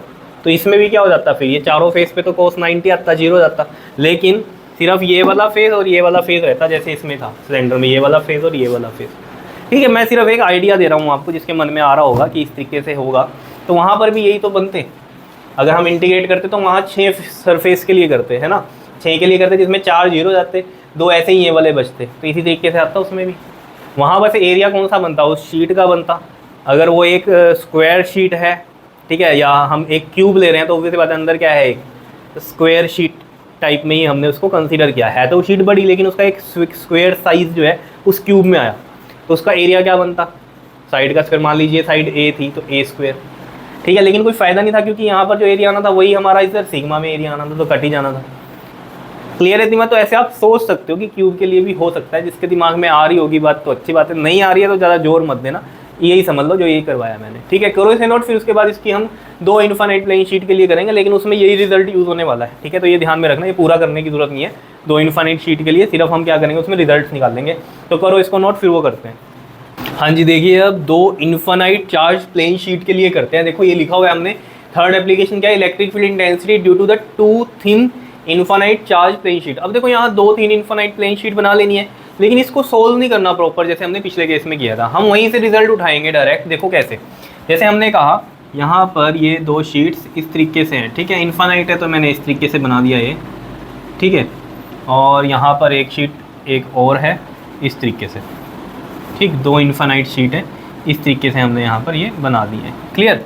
इस पर भी चार्ज मान लीजिए प्लस है, ठीक है। इस पर भी प्लस प्लस प्लस, पूरे पे प्लस है, ठीक, कोई दिक्कत नहीं है। यहाँ पर भी क्या है, प्लस है। और ये शीट्स लगी वैसे ही हुई हैं जैसे कि मैंने पहले आपको बताई थी, ठीक है। ये क्या है, चार्ज डिस्ट्रीब्यूटेड है। इसकी जो चार्ज डेंसिटी है वो है सिग्मा 1 मान लीजिए, इसकी है सिग्मा 2। चार्ज अलग अलग डिस्ट्रीब्यूटेड है तो इसकी सिग्मा 1 हो गई, इसकी सिग्मा 2 हो गई। अभी हम स्पेशल केसेस में करेंगे भी कि सेम अगर चार्ज डेंसिटी हो तो क्या होगा। अभी हम इसकी बात करते हैं। तो यहाँ पर जो शीट है वो कैसे है, देखो यहाँ पर जो शीट है ना वो इस तरीके से है। ये शीट ऐसे पड़ी हुई है और एक शीट ऐसे, मतलब 2 शीट्स हैं। ये 2 शीट्स किस तरीके से हैं, मान लीजिए ये मैं आपको बताता हूँ। देखो इस तरीके से समझ लो, एक शीट ये ऐसे पड़ी है और एक शीट ये ऐसे पड़ी हुई है, इस तरीके से हैं ये शीट्स। क्लियर है? अब इसमें हमें करना क्या है, देखो शीट समझ में आ गई कि किस तरीके से पड़ी हुई है। देखो मैंने कहा यहाँ पर मैं 3 रीजन में इसको डिवाइड कर रहा हूँ। देखो यहाँ पर मैं एक लाइन ऐसे लगा लेता हूँ, ये इस तरीके से, ठीक है। ये है हमारा रीजन 1, ये है रीजन 2 बीच वाला, ठीक है, 2 शीट्स के बीच वाला, और ये है इधर रीजन 3, ठीक है जी। तो यहाँ पर अगर आप ये चीज़ समझ पा रहे हो, ये इस तरीके से अब रीजन डिवाइड हो गए। देखो ये शीट एक ऐसे और एक ऐसे, तो ये इधर वाला जो रीजन है ये फर्स्ट रीजन हो गया, ठीक है। बीच वाला सेकंड रीजन हो गया, और उससे उधर है वो थर्ड रीजन हो गया। चीज़ समझ में आ रही है? बताओ, इस तरीके से बनाया। अब मैं यहाँ पर देखना इलेक्ट्रिक फील्ड की डायरेक्शन बनाऊंगा। देखो यहाँ पर शीट ऐसे रखी हुई है, ये शीट ऐसे, जैसे ये हाथ मेरी शीट है, ठीक है। तो ये शीट समझो, तो ये प्लस चार्ज है तो ऑब्वियस सी बात है सिग्मा 1 की वजह से इलेक्ट्रिक फील्ड इधर आएगा, और ये सिग्मा 2 भी ऐसे ही है, प्लस चार्ज बढ़ा है तो इलेक्ट्रिक फील्ड आउटवर्ड ही आएगा। तो इस रीजन 1 में E1 भी आउटवर्ड है और ये E2 भी आउटवर्ड है, इसकी वजह से E1 और इसकी वजह से E2। अब अगर हम यहाँ पर बात करें रीजन 3 में, तो देखो ये शीट ऐसे पड़ी है, ये प्लस चार्ज दिख रहा है, तो यहाँ पर ये E2 इस डायरेक्शन में जाएगा, और ये वाला भी आपके पास क्या है, शीट 1 है जो आपके पास, यहाँ पर भी चार्ज कितना है, प्लस प्लस का, और ये भी आउटवर्ड यहाँ पर रीजन 3 में अपना इफेक्ट दिखाएगा इस तरीके से। बताओ कोई दिक्कत इसमें? E1 हो गया ये, ठीक है। क्या हो गया ये? E1 हो गया जी। बताओ क्लियर है बात इतनी या नहीं? बताओ कोई दिक्कत इसमें? ठीक है। अब देखो रीजन 2 की हम बात करें, देखो रीजन 2 को समझना ध्यान से। देखो यहाँ पर क्या हो रहा है, ये शीट ऐसे पड़ी हुई है, ये यहाँ से अगर यहाँ खड़े हो आप तो यहाँ से आपको प्लस चार्ज दिख रहा है, E1 ऐसे दिखेगा आपको, ठीक है, आउटवर्ड। और यहाँ पर आप खड़े हो जब, तो शीट पे आपको यहाँ पर लग रहा है चार्ज, तो यहाँ से ऐसे आउटवर्ड बाहर की तरफ आता हुआ दिखेगा फील्ड, तो ये E2 इस डायरेक्शन में हो गया। बताओ कोई दिक्कत? अब यहाँ पर आपको ध्यान में क्या रखना है, जब इनको सोल्व करोगे आप, अभी मैं डायरेक्ट इसमें वैल्यू दूंगा। देखो E1 की वैल्यू, देखो E क्या आया था हमारे पास, देखो E जो आया था अगर आपको याद हो, सिग्मा बाय 2 एप्सिलॉन नॉट आया था, ठीक है। अगर यहाँ 1 की बात करें तो E1 सिग्मा 1 हो जाएगा, ये तो कॉन्स्टेंट ही होता है एप्सिलॉन नॉट, और E2 कितना हो जाएगा, सिग्मा 2 अपॉन में 2 एप्सिलॉन नॉट हो जाएगा। याद रहेगा कहाँ से लिया हमने डायरेक्ट रिजल्ट, ये जो अभी हमने सिंगल शीट के लिए निकाला था उसके लिए, सिंगल शीट के लिए हमने ई इलेक्ट्रिक फील्ड ले लिए इनके, बस चार्ज डेंसिटीज जो थी, सरफेस चार्ज डेंसिटी यहाँ पर सिग्मा 1 लिया, और इसके लिए हमने यहाँ पर सिग्मा 2 लिया। बताओ कोई दिक्कत? अब एक चीज़ ध्यान में क्या रखेंगे, जो इलेक्ट्रिक फील्ड की डायरेक्शन हमने लेफ्ट साइड ली है वो आपने नेगेटिव में लेना है, और जो इलेक्ट्रिक फील्ड आपने राइट साइड लिए हैं वो हमने पॉजिटिव में रखने हैं। ये चीज़ याद रहेगी। देखो यहाँ पर मैं करता हूँ इसको, यहाँ पर करते हैं इसको, देखो ज़रा यहाँ पर करते हैं ये, देखो यहाँ पर आ जाएगा क्या, देखो इसको मैं थोड़ा सा छोटा कर दूँ यहाँ, ठीक है, ताकि हमारा ये आ जाए। देखो ये E1 E2 था और ये हमारा थर्ड रीजन था, ठीक है। यहाँ पर करते हैं, देखो रीजन 1 के लिए सोल्व करेंगे, ठीक है, यहाँ पर, और रीजन सेकंड के लिए यहाँ सोल्व कर लेंगे हम, और ये हो जाएगा रीजन थर्ड के लिए, ठीक है जी। देखना अभी क्लियर है, बताओ। अब देखो अगर हम रीजन 1 में नेट इलेक्ट्रिक फील्ड देखें, अब ये दोनों ही क्या है, नेगेटिव। देखो वैसे भी तो आपको पता ही है ना यार, इलेक्ट्रिक फील्ड है या फोर्स है, जब भी हम करते हैं कि मान लीजिए एक इधर जा रहा है एक इधर जा रहा है, तो एक को हम प्लस लेते हैं, एक को माइनस लेते हैं, ठीक है ना। अगर इधर वाले ले रहे हैं तो हम माइनस में कंसीडर कर रहे हैं, यहाँ पर इधर वाले ले रहे हैं तो पॉजिटिव में ले रहे हैं, बस इतनी बात है, कोई नई चीज़ नहीं है यहाँ, ठीक है। लेकिन हमने आपको क्या किया यहाँ पर, थोड़ा सा साइन कन्वेंशन यहाँ लिख दिए हैं। क्यों लिख दिए हैं कि आप इधर वाले पॉजिटिव ना ले लो और इधर वाले नेगेटिव ना ले लो, तो हम पहले ही कंसीडर करके चल रहे हैं इधर वाले नेगेटिव लेना, इधर वाले पॉजिटिव लेना, ठीक है जी। तो देखो अगर इसके लिए इलेक्ट्रिक फील्ड देखें हम नेट ई, तो ये कितना होगा आपके पास, माइनस का E1 माइनस का E2, बिकॉज ये क्या है लेफ्ट साइड जा रहा है, तो हमने माइनस माइनस में रखे, क्योंकि यहाँ लिखा भी है हमने। देखो पहले तो electric field intensity due to the two thin infinite charge plane sheet की बात की है, तो हमने लिखा क्या, let two thin infinite plane sheet having surface charge density sigma 1 and sigma 2 respectively, ये ली है हमने। उसके बाद हमने लिख दिया कि साइन कन्वेंशंस क्या है, कि if field lines are going towards right, right में जा रही हैं, then E must be taken as positive, and the electric if field lines are going towards left, left तरफ जा रही हैं, then E must be taken as negative. तो वही किया है हमने, जो नेगेटिव वाले हैं तो हमने मतलब लेफ्ट वाले हैं तो हमने इसको नेगेटिव में कंसीडर कर लिया, ठीक है। अब यहाँ पर हम इनकी वैल्यू रखते हैं। देखो E1 की वैल्यू क्या थी हमारे पास, सिग्मा 1 अपॉन में 2 एप्सिलॉन नॉट, और E2 की क्या थी, सिग्मा 2 अपॉन में 2 एप्सिलॉन नॉट। यहाँ से देखो जरा क्या कॉमन आ रहा है, माइनस का 1 अपॉन में 2 एप्सिलॉन नॉट कॉमन आ रहा है, तो यहाँ से बचेगा सिग्मा 1 ये वाला, और ये माइनस नहीं आएगा, अब क्या आएगा, प्लस का सिग्मा 2 आएगा। क्यों आया ये बताओ, क्योंकि माइनस हमने पहले ही बाहर ले लिया, तो अंदर साइन चेंज नहीं होगा ये, तो अब सिग्मा 1 आ गया और ये वाला सिग्मा 2, लेकिन ये माइनस प्लस बनेगा, बिकॉज माइनस हमने बाहर ले लिया, बिकॉज जब आप खोलोगे ब्रैकेट को तो ये माइनस में बनेगा, और ये इससे मल्टीप्लाई होगा तो माइनस का सिग्मा 2 बाई 2 एप्सिलॉन नॉट बनेगा। तो माइनस अगर बाहर लिया तो अंदर साइन चेंज हो जाता है। ये तो छोटी क्लासेस की बात है, पता होगी आपको, ठीक है। बताओ समझ में। रीजन 2 की बात करते हैं। अब देखो रीजन 2 में क्या है हमारे पास, नेट इलेक्ट्रिक फील्ड क्या होगा, लेफ्ट वाला माइनस लेना है, राइट वाला पॉजिटिव लेना है। तो राइट वाला E1 है तो मैंने पॉजिटिव ले लिया, और लेफ्ट वाला E2 है तो ये मैंने माइनस का E2 कर दिया, ठीक है। यहाँ प्लस का साइन नहीं लगाया, अंडरस्टूड है कि E1 प्लस का ही लिखा है मैंने, ठीक है। तो E1 के लिए रख दो जी वैल्यू, जो ये मैंने आपको बताई थी, बताया था ना ये E1 कैसे आया, E2 कैसे आया, तो ये वैल्यूज रखो। E1 की क्या होगी हमारे पास, क्योंकि नॉर्मल आपको पता है शीट के लिए क्या होती है, सिग्मा अपॉन में 2 एप्सिलॉन नॉट होती है, तो यहाँ 1 है तो 1 के लिए हो गया। ये कितना हो जाएगा, सिग्मा 2 अपॉन में 2 एप्सिलॉन नॉट, तो यहाँ पर कितना आएगा ये बताओ, 1 by 2 epsilon not sigma 1 minus में सिग्मा 2, ये आ गया। रीजन 3 के लिए हम बात करें अगर, इलेक्ट्रिक फील्ड क्या होगा, यहाँ पर देखो दोनों ही क्या है हमारे राइट साइड जा रहे हैं, तो यानी कि दोनों ही क्या होंगी, प्लस में होंगी, ठीक है। तो दोनों के लिए मैं प्लस में लिखूंगा E1 प्लस में E2, तो यहाँ पर आ जाएगा सिग्मा 1 अपॉन में 2 एप्सिलॉन नॉट प्लस में सिग्मा 2 अपॉन में 2 एप्सिलॉन नॉट। क्लियर है, ये चीज़ आ गई। यहाँ से भी कॉमन ले लो, 1 by 2 epsilon not sigma 1 plus में सिग्मा 2 आ गया। बताओ कोई दिक्कत इसमें, ये कहानी समझ में आई। अब जो पेपर में पूछा जाता है ना वो क्या है, इसके स्पेशल केस है, स्पेशल केस करते हैं। देखो स्पेशल केसेस, स्पेशल केस में क्या है आपके पास, अगर पहला हम बात करें कि सिग्मा 1 इक्वल टू सिग्मा 2 है, क्या है, सिग्मा 1 इक्वल टू सिग्मा 2 है इक्वल टू सिग्मा। मान लीजिए इन पे जो ये चार्ज डेंसिटीज है ये इक्वल है, अगर इक्वल है तो ऑब्वियसली बात है मैं इसको सिग्मा लिख सकता हूँ, इसको भी सिग्मा लिख सकता हूँ। तो कुछ नहीं करना, अब ये जो आपके पास रिजल्ट आए थे ना इनमें वैल्यू पुट करो। देखो फर्स्ट रीजन के लिए जो E हो जाएगा वो कितना हो जाएगा, माइनस का 1 बाई 2 एप्सिलॉन नॉट, इसमें वैल्यू पुट करो सिग्मा, और सिग्मा 2 की भी सिग्मा, तो कितना आ गया ये माइनस का, ये कितना आ गया 2 सिग्मा अपॉन में 2 एप्सिलॉन नॉट, तो ये कितना आ गया आपके पास माइनस का सिग्मा बाय एप्सिलॉन नॉट आ गया। आ रही है बात समझ में या नहीं, बताओ कोई दिक्कत, ठीक है जी। अब यहाँ सेकंड रीजन की बात करेंगे अगर हम यहाँ पर, तो सेकंड रीजन में देखो E इक्वल टू क्या था हमारे पास, 1 बाई 2 एप्सिलॉन नॉट आया, सिग्मा 1 की जगह सिग्मा डालो, सिग्मा 2 की जगह भी सिग्मा डालो, ये तो जीरो हो गया, तो zero into this term zero हो जाएगा। तो इलेक्ट्रिक फील्ड क्या है, जीरो है।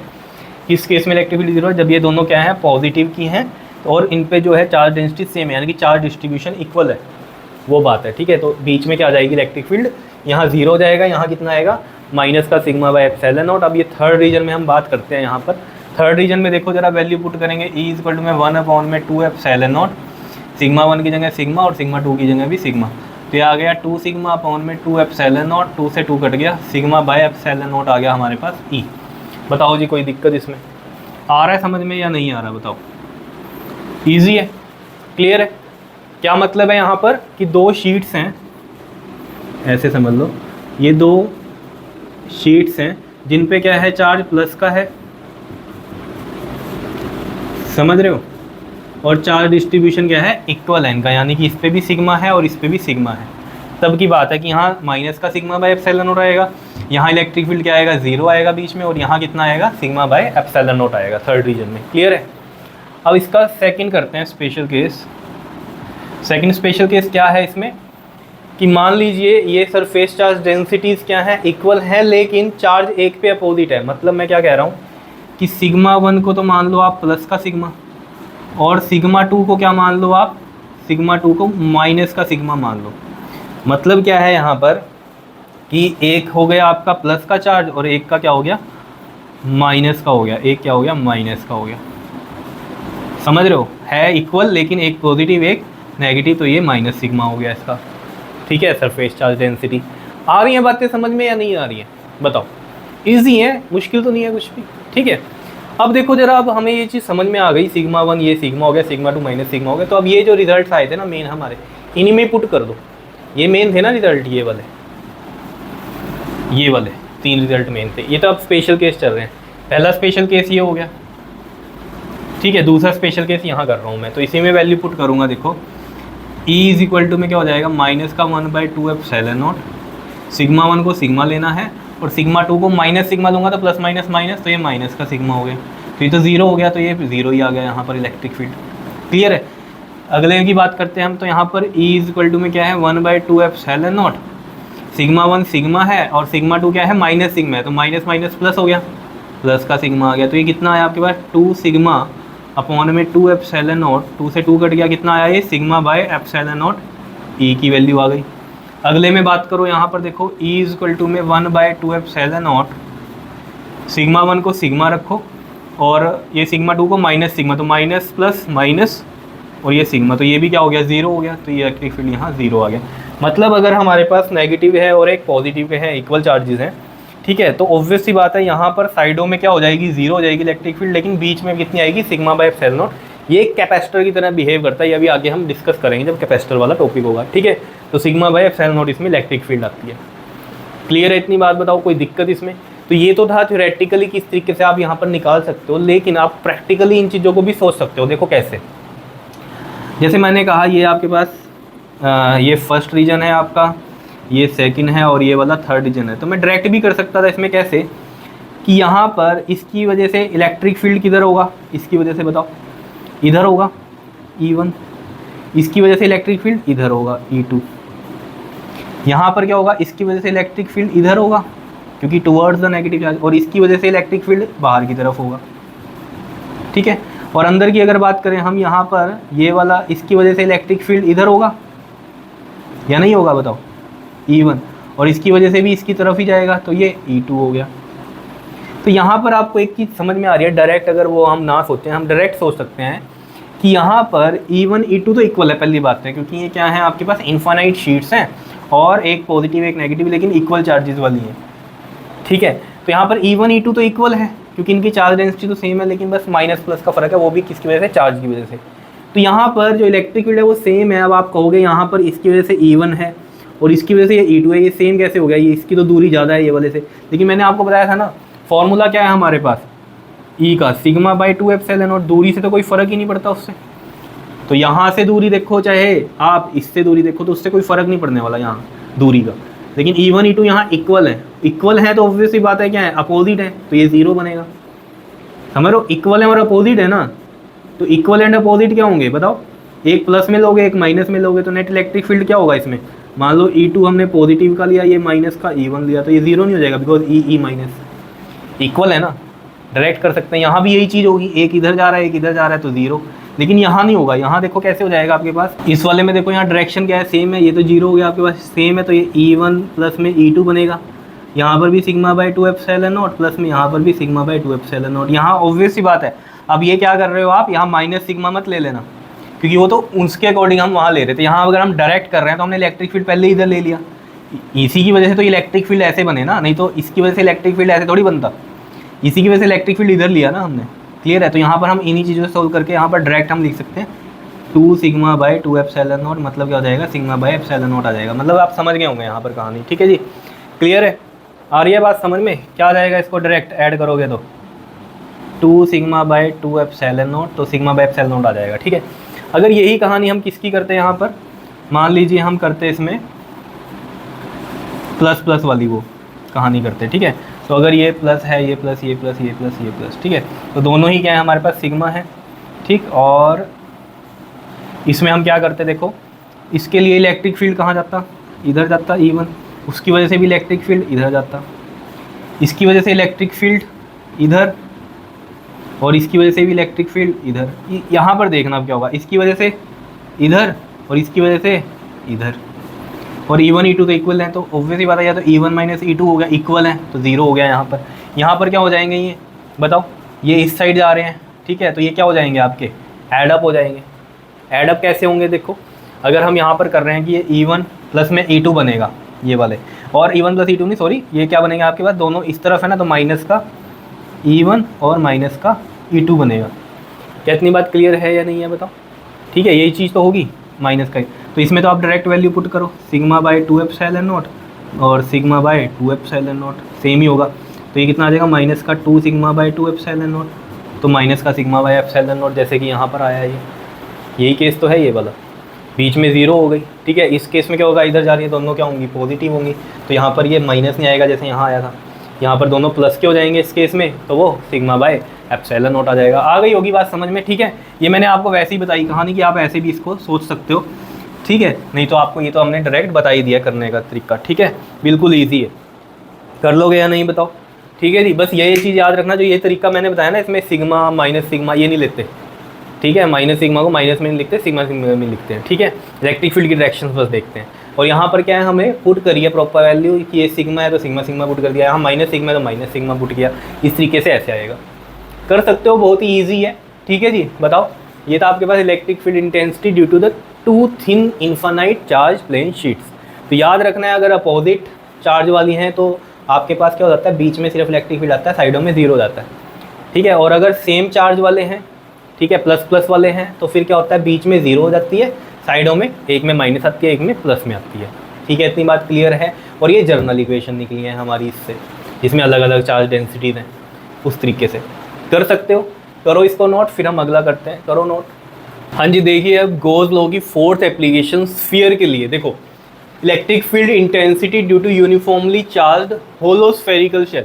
होलोस्फेरिकल शेल है, ठीक है, जैसे कि हम इसमें कंसीडर करें कि ये क्या है, एक स्फीयर है, और इस पे जो भी चार्ज अंदर पड़ा हुआ है होलो में, वो सारा कहाँ चार्ज आ जाएगा, सरफेस पे आ जाएगा।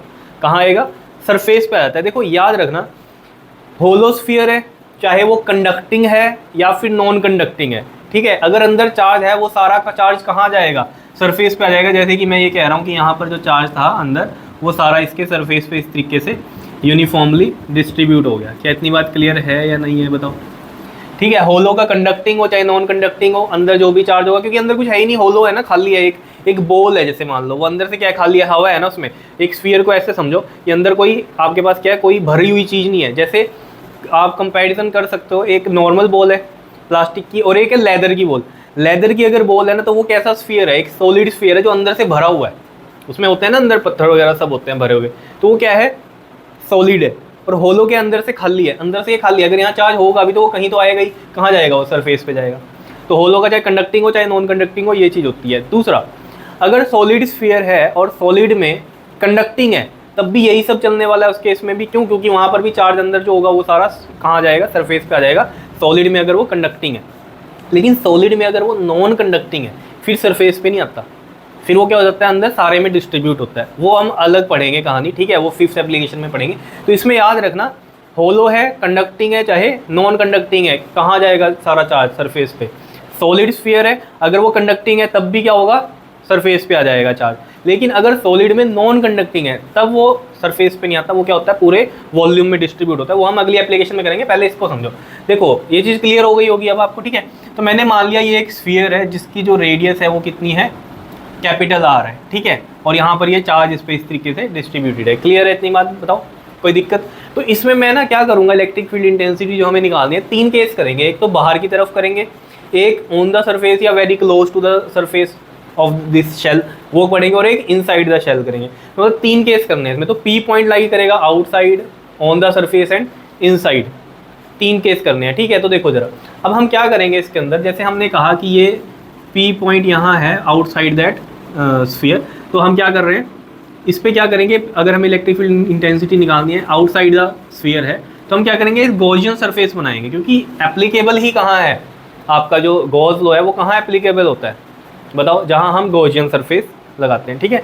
तो अब ये P पॉइंट है यहाँ पर, तो यहाँ तो गॉसियन सरफेस नहीं है, स्फीयर तो ये इतना है, ये 3D है, बात सही है, लेकिन अब यहाँ पर गॉसियन सरफेस तो बनाना ही पड़ेगा। तो गॉसियन सरफेस जब हम बनाएंगे तो हम क्या करेंगे, एक स्फीयर ही ड्रॉ कर देंगे, ठीक है। तो ये क्या बन गया, हमारा गॉसियन सरफेस बन गया। अब मान लीजिए ये पूरा एरिया है इसका, सरफेस एरिया स्फीयर का, मैंने इतना पर्टिकुलर पार्ट लिया ये, ठीक है। तो ये हमने कहा कि DA है, तो स्फीयर पे ऑब्वियस ही बात है कैसे होगा, ये परपेंडिकुलर होगा इस तरीके से, ठीक है। और क्या इलेक्ट्रिक फील्ड भी ऐसे होगा, देखो ना, अब इलेक्ट्रिक फील्ड भी क्या होगा, ऐसे कंडक्टर के किसी भी उस पर हम कहें तो वो कैसा होता है, परपेंडिकुलर होता है। तो देख लो यहाँ इससे, यहाँ से अगर हम देखें इस रेडियस से ऐसे लाइन जाएगी तो ये इसके परपेंडिकुलर ही होगा, तो इस सरफेस के परपेंडिकुलर होगा, तो ऑब्वियस ही बात है यहाँ से इलेक्ट्रिक फील्ड भी ऐसे ही जा रहा होगा, तो इलेक्ट्रिक फील्ड भी यही डायरेक्शन है। तो इसमें थीटा कितना है, 0 डिग्री है। यहीं पर नहीं, आप कहीं पर भी आउटसाइड बनाओगे तो वो क्या होगा, इलेक्ट्रिक फील्ड ऐसे आउटवर्ड आएगा, ठीक है, और परपेंडिकुलर ही होगा इस पर हमेशा, ठीक है। और एरिया वेक्टर भी क्या होता है, परपेंडिकुलर ही होगा।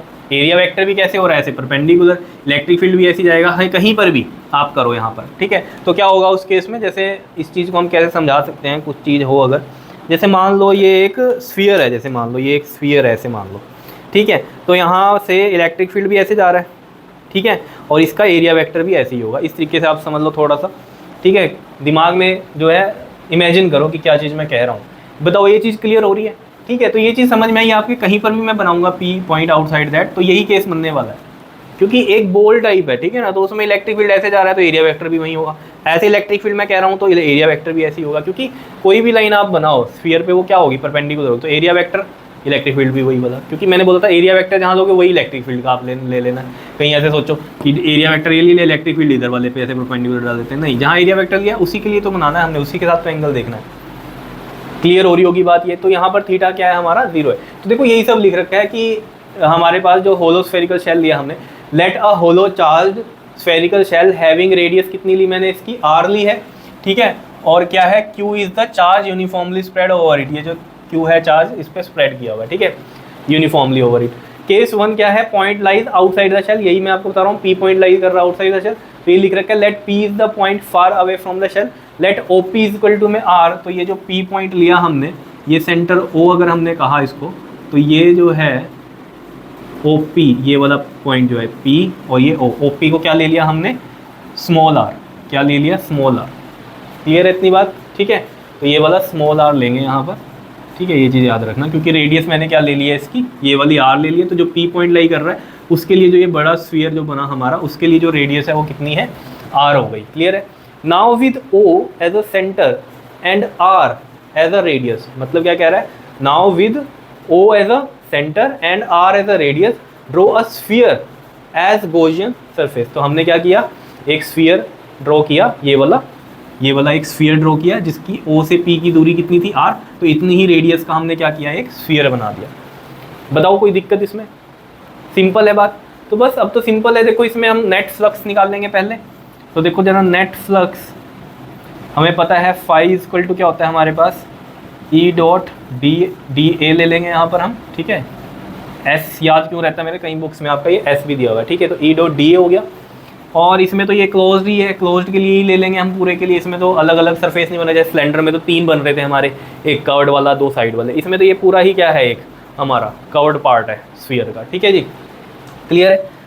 तो इसको हम डायरेक्ट ऐसे ही कर सकते हैं, कैसे, E डॉट डी ए, अब डॉट नहीं लगेगा, डी ए कितना आ जाएगा इसमें, कोस 0 डिग्री, और कोस 0 कितना होता है, 1 होता है, तो ये आ जाएगा आपके पास E डी ए।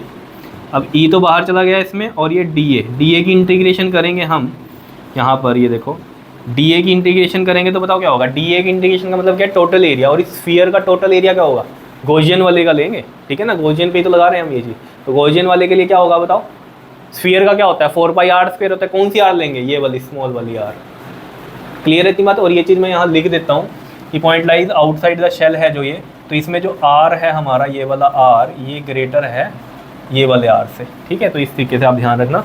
तो डी की वैल्यू कितनी हो जाएगी हमारी, इंटीग्रेट करेंगे इसको तो एरिया टोटल, तो वो स्फीयर का एरिया कितना बनेगा हमारे पास 4πr² बनेगा। बताओ कोई दिक्कत इसमें, इसको मैं फर्स्ट मान लेता हूँ, ठीक।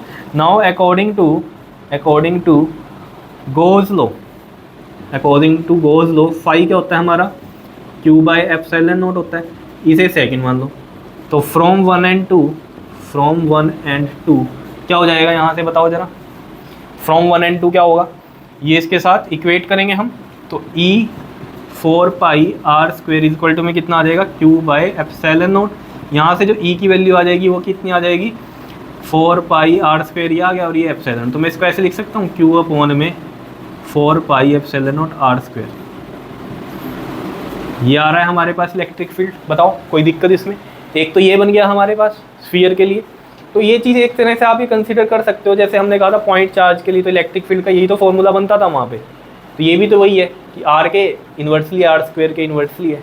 जैसे जैसे दूर जाओगे तो इलेक्ट्रिक फील्ड कम होता रहेगा यहाँ के अकॉर्डिंग। तो यानी कि अगर हम दूर से देखें तो ये वाला जो स्फीयर है एक पॉइंट चार्ज की तरह बिहेव करेगा, तभी तो ये फॉर्मूला लग रहा था।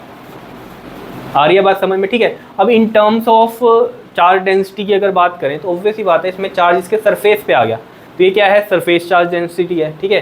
तो यहाँ पर अगर हम देखें Q की जो वैल्यू होगी, देखो जो Q की वैल्यू होगी, देखो सिग्मा इज इक्वल टू में क्या होता है आपके पास Q/A, ठीक है। अब इसमें ध्यान क्या देना है आपको, ये Q तो सही है, लेकिन ये एरिया देखो ना, यहाँ से अगर मैं Q की वैल्यू निकाल लूँ तो ये बनता है सिग्मा A, लेकिन ये एरिया कौन सा है जिस पे चार्ज डिस्ट्रीब्यूटेड है। तो ये वाला एरिया लूँगा मैं, पहले मैंने ये वाला एरिया लिया, यहाँ पर कौन सा एरिया लिया मैंने, ये वाला जो ये बड़े वाला स्फीयर था गॉसियन वाला, लेकिन यहाँ पर कौन सा लूँगा जो ये आपका एक्चुअल में है जिस पे चार्ज डिस्ट्रीब्यूटेड है, इस स्फीयर का एरिया लूँगा, क्योंकि हमें ये वाला चार्ज ही तो लेना है। इस चार्ज के लिए क्या बनेगा सिग्मा A, और एरिया ये वाला है, तो सिग्मा एरिया कितना बनेगा इसका 4π। अब ये रेडियस ये वाली ले लूँगा मैं, ना कि स्मॉल r वाली लूँगा। कितनी बात याद रहेगी, तो बस ये यहाँ पर Q की वैल्यू यहाँ पुट करेंगे अब हम, सिग्मा 4πr², ठीक है, ये वाली वैल्यू यहाँ पुट कर रहे हैं, और ये है 4πε0r²। देखो जी 4π से ये 4π कट गया, क्या बचा यहाँ सिग्मा/ε0, और ये बच रहा है r², और यहाँ पर भी ये r²। तो ये चीज़ आपको समझ में आ रही होगी। तो यहाँ पर भी ये देख लो आप, सिग्मा भी फिक्स है, एप्सिलॉन भी फिक्स है, आर भी ये भी फिक्स है, ये वाले क्योंकि एक्चुअल स्फीयर का जो रेडियस है ये भी फिक्स है। वेरी ये r² कर रहा है, तो यहाँ से भी इन्वर्सली बन रहा है, यहाँ से भी इन्वर्सली बन रहा है। तो यहाँ से मुझे इतनी पता चल रही है बात कि जो E है वो इन्वर्सली प्रोपोर्शनल टू r²। है। अभी ग्राफ बनाएंगे ना तब इसमें क्लियर हो जाएगी ये बात। ये चीज़ समझ में आई यहाँ पर कैसे पुट की, क्योंकि Q में क्या था सिग्मा A, और A कौन सा है हमारा 4πr², ये वाला जहाँ पर चार्ज डिस्ट्रीब्यूटेड है वो वाले का सरफेस एरिया। क्या इतनी बात क्लियर है। और इन्वर्सली प्रोपोर्शनल टू r² है, तो ये चीज़ हमें हेल्प करेगी कि इसमें अभी जब हम ग्राफ बनाएंगे। तो ये चीज़ क्लियर है आपको या नहीं बताओ, कोई दिक्कत इसमें, कोई परेशानी, सिंपल है कहानी, ठीक है। अब देखो जरा ये चीज़ अगर आपके समझ में आ गई तो केस सेकंड की बात करते हैं। कहता है if point lies very close to the shell. Close to the shell मतलब क्या है, जैसे मान लो ये थी हमारे पास, ठीक है, तो यहाँ चार्ज डिस्ट्रीब्यूटेड है, ठीक, इस तरीके से। तो पॉइंट जो है very close to the shell है, या फिर वो कह रहा है on the surface of the shell ही है। तो मान लीजिए यहीं पर ही है ये P पॉइंट कहीं, ठीक है। तो ये वाला क्या था हमारे पास R थी इसकी, तो ये वाली हमने कितनी मान ली, ये वाली R मान ली। पहले ये R हमने बाहर के लिए लिया, अब ये R अंदर के लिए ले लिया। तो मैं इसमें बोल सकता हूँ कि इसमें R को मैं अगर क्या पुट कर दूँ, ये वाला R ही पुट कर दूँ, तो यानी कि ये क्या हो जाएगा on the surface of the shell. ये R अगर मैं very close to the shell है, ठीक है, थोड़ी बहुत का कोई चक्कर नहीं है तब भी, और ऑन द सरफेस है तब भी। तो इसके लिए जो गॉसियन सरफेस बनेगा बिल्कुल इसके ऊपर ही बन जाएगा, या नहीं बनेगा बताओ। क्लोज करना है क्योंकि हमें तो ये चार्ज। फिर हम क्या करेंगे इसमें, अगर आप डायरेक्ट इसमें पुट करना चाहते हो तो इसमें डायरेक्ट हो जाएगा पुट, ये भी है ये हमारे पास, ये भी है। तो अगर ये वाला पुट करोगे तो E में कितना आ जाएगा Q/4πε0। ये वाले R को हमने क्या पुट कर देना है यहाँ पर, ये वाला R ही पुट कर देना है, ठीक है। और नीचे वाले से भी हम ये भी कर सकते हैं, यहाँ पर भी हम क्या करेंगे, ये जो स्मॉल आर है इसको हम क्या पुट करेंगे, कैपिटल आर पुट कर देंगे। तो सिग्मा बाय एप्सिलॉन नॉट, ऊपर है आर स्क्वायर और नीचे क्या है, स्मॉल आर है। तो इस स्मॉल आर को भी मैं क्या पुट कर दूंगा, कैपिटल आर ही पुट कर दूंगा। तो ये कितना आ गया, सिग्मा बाय एप्सिलॉन नॉट आ गया। तो यानी कि सरफेस पे ये मैक्सिमम वैल्यू है, सरफेस पे क्या है, मैक्सिमम वैल्यू रहेगी इलेक्ट्रिक फील्ड की। क्या इतनी बात क्लियर है या नहीं है? ठीक है, तो इस तरीके से कर सकते हैं। अगर इसी को ही आप करना चाहते हो अगेन तो आप कर सकते हो, कोई दिक्कत नहीं है। मैं करके दिखा देता हूँ, देखो आपको यहाँ से, नहीं तो ऐसे ही करना है आपने बस। ये देखो हमने क्या किया, यहाँ गॉसियन सरफेस ले लिया, ये पूरा चार्ज क्या कर दिया हमने, इसमें क्लोज कर दिया। अब ये पी पॉइंट लिया ना हमने, तो इसमें हमने क्या किया है, ये जो पार्ट ले लिया हमने, तो मैं इसको अंदर यहीं पर ही बना लेता हूँ ये, ठीक है, on the surface of the shell पे, ठीक है। तो यहाँ पर क्या होगा, देखो ये डी ए भी इधर बनेगा और इलेक्ट्रिक फील्ड भी इधर ही बनने वाला है। क्लियर है? तो थीटा यहाँ भी जीरो होगा, तो थीटा यहाँ भी जीरो होगा, तो यही केस चलने वाला है या नहीं, बताओ कोई दिक्कत इसमें?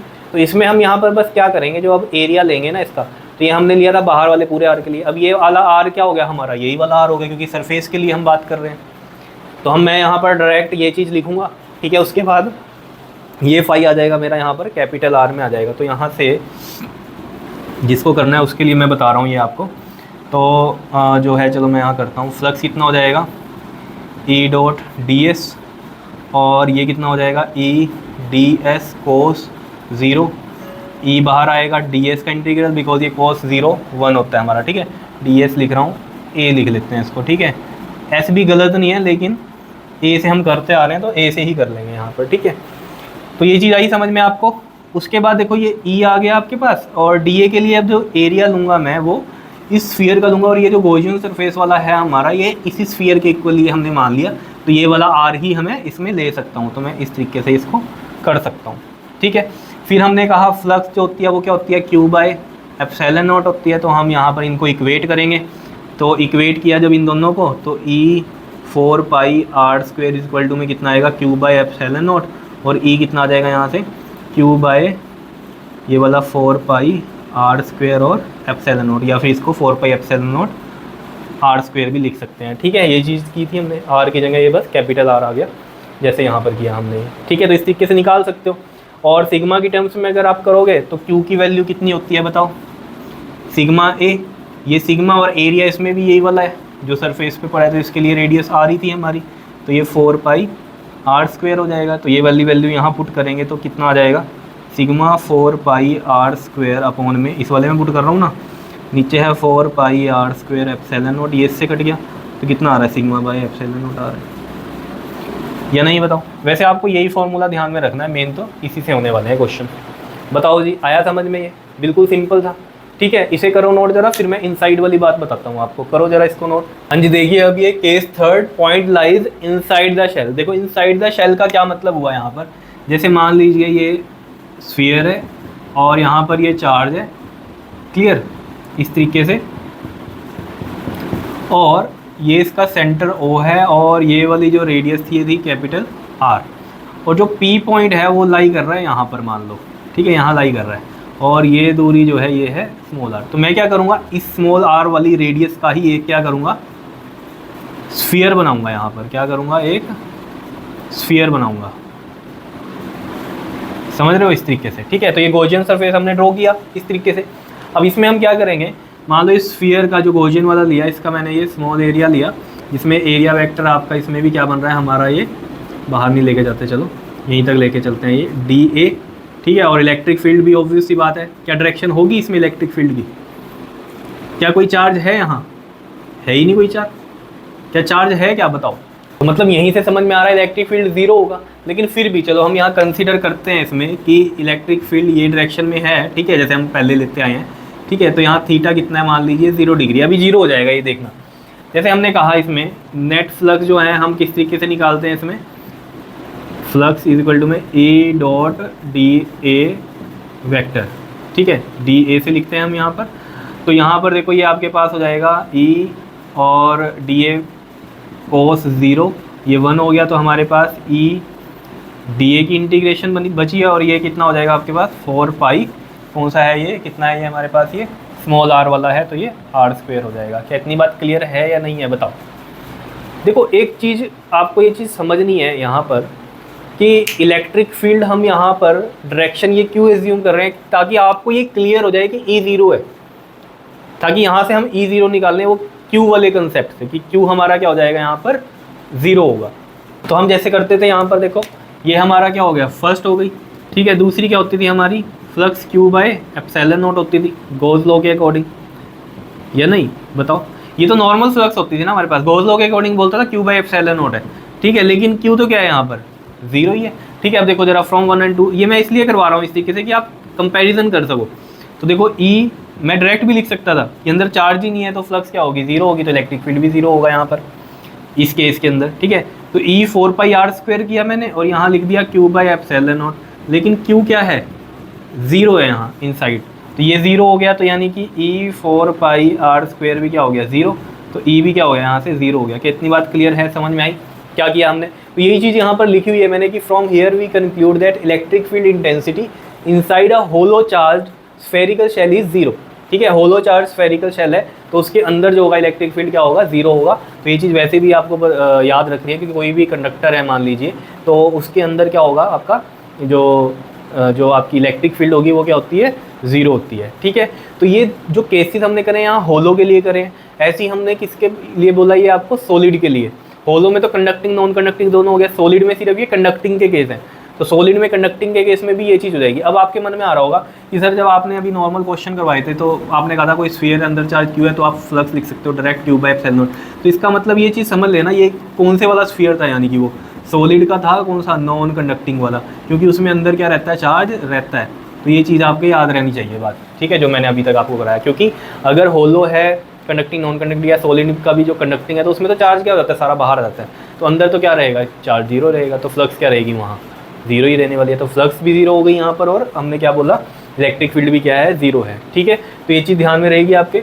तो इस चीज़ को हम क्या बोलते हैं, इलेक्ट्रोस्टैटिक शील्डिंग बोलते हैं। इलेक्ट्रोस्टैटिक शील्डिंग क्या होती है, it is the process of isolating a certain region of space from the external field. मतलब क्या है इलेक्ट्रोस्टैटिक शील्डिंग, क्या है कि मान लीजिए कोई स्पेस है हमारे पास, उसको हमने आइसोलेट करना है बाहर के इलेक्ट्रिक फील्ड से, ठीक है। तो ऑब्वियस सी बात है वो क्या होगा, अगर वहाँ चार्ज है वो सारा कहाँ जाएगा, सरफेस पे आ जाएगा, तो अंदर तो क्या हो गया, शील्ड हो गया आप, अंदर तो कोई फील्ड है ही नहीं।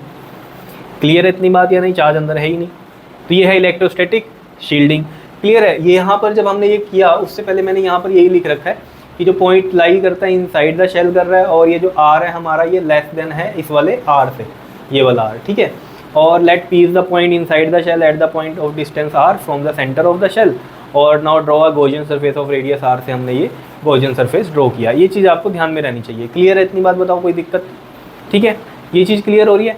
अब जैसे अब हम करेंगे ना, जब सॉलिड का नॉन कंडक्टिंग वाला केस करेंगे तो उसमें वो चार्ज सारे में डिस्ट्रीब्यूट रहते हैं, तो वहाँ पर जब ये चीज़ करेंगे तो क्यू ज़ीरो तो होगा नहीं, तो क्यू के लिए वहाँ क्या आएगा आपके पास, क्योंकि वो तो वॉल्यूम है एक पूरा का पूरा, तो वो क्या है, वॉल्यूम चार्ज डेंसिटी रो से लिखते हैं हम, तो वहाँ बन जाएगा वो क्यू बाय क्या होता है बताओ, वी होता है, ठीक है। तो यहाँ वॉल्यूम जो बनेगा ना आपका क्यू बाय 4/3 पाई। अब ये आर कौन सा आर आएगा, ये वाला आर आएगा, क्योंकि वहाँ पर चार्ज तो अंदर भी होगा, तो ये वाले के लिए हम करेंगे आर क्यूब, ना कि इस पूरे के लिए। क्लियर है इतनी बात, ये चीज़ समझ में आ रही है या नहीं आ रही है बताओ। चलो वहाँ पर बताऊँगा इसको मैं ढंग से, यहाँ पर तो अभी यही बात थी आपकी, ठीक है। यहाँ तो चार्ज जीरो था, तो हमने यहाँ पर तो चार्ज डेंसिटी वाली कोई बात ही नहीं करनी थी, ठीक है। यहाँ पर तो वैसे भी सरफेस वाली ही आनी थी, क्योंकि इस पर तो सरफेस पे चला जाता है चार्ज, ठीक है। लेकिन जो सॉलिड के नॉन कंडक्टिंग वाली मैं बात बता रहा हूँ, अभी तो नहीं मैं कराऊंगा, नेक्स्ट लेक्चर में ही कराऊंगा, और कुछ न्यूमेरिकल्स भी कराऊंगा एनसीईआरटी के, ठीक है। अभी तो टाइम ज़्यादा हो गया, इस वजह से लंबी हो जाएगी वीडियो बहुत ज़्यादा, ठीक है। वैसे मैंने सोचा था कि आज ही कराऊंगा आपको ये, लेकिन चलो कोई बात नहीं, ठीक है। मेन आपको समझ आना चाहिए, टाइम की कोई टेंशन नहीं है हमें, ठीक है ना। टाइम भले ही ज़्यादा लगे, लेकिन आपके दिमाग में पड़नी चाहिए बात। क्लियर है इतनी बात, बताओ ये चीज़ समझ में आ गई आपके, ठीक है। तो अब इसका ना ग्राफ हम ड्रॉ कर लेते हैं, देखो ग्राफिकल रिप्रेजेंटेशन बना लेते हैं इनकी तीनों केस की। रिप्रेजेंटेशन, स्पेलिंग देख लो इसकी, रिप्रेजेंटेशन, ठीक है जी।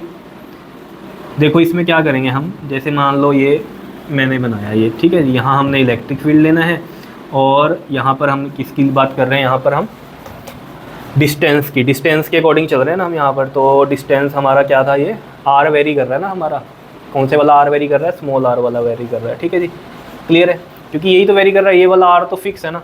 तो देखो इसको ना मैं 3 रीजन में डिवाइड करता हूँ। एक तो इतना पार्ट में रीजन डिवाइड कर लेता हूँ जिसमें हमारा इनसाइड वाली बात थी, ये वाली, ठीक है, जिसमें क्या था हमारा आर जो था वो क्या था, लेस देन आर था। और एक था हमारा ऑन द सरफेस वाला जिसमें आर था कैपिटल आर के इक्वल था, ठीक है।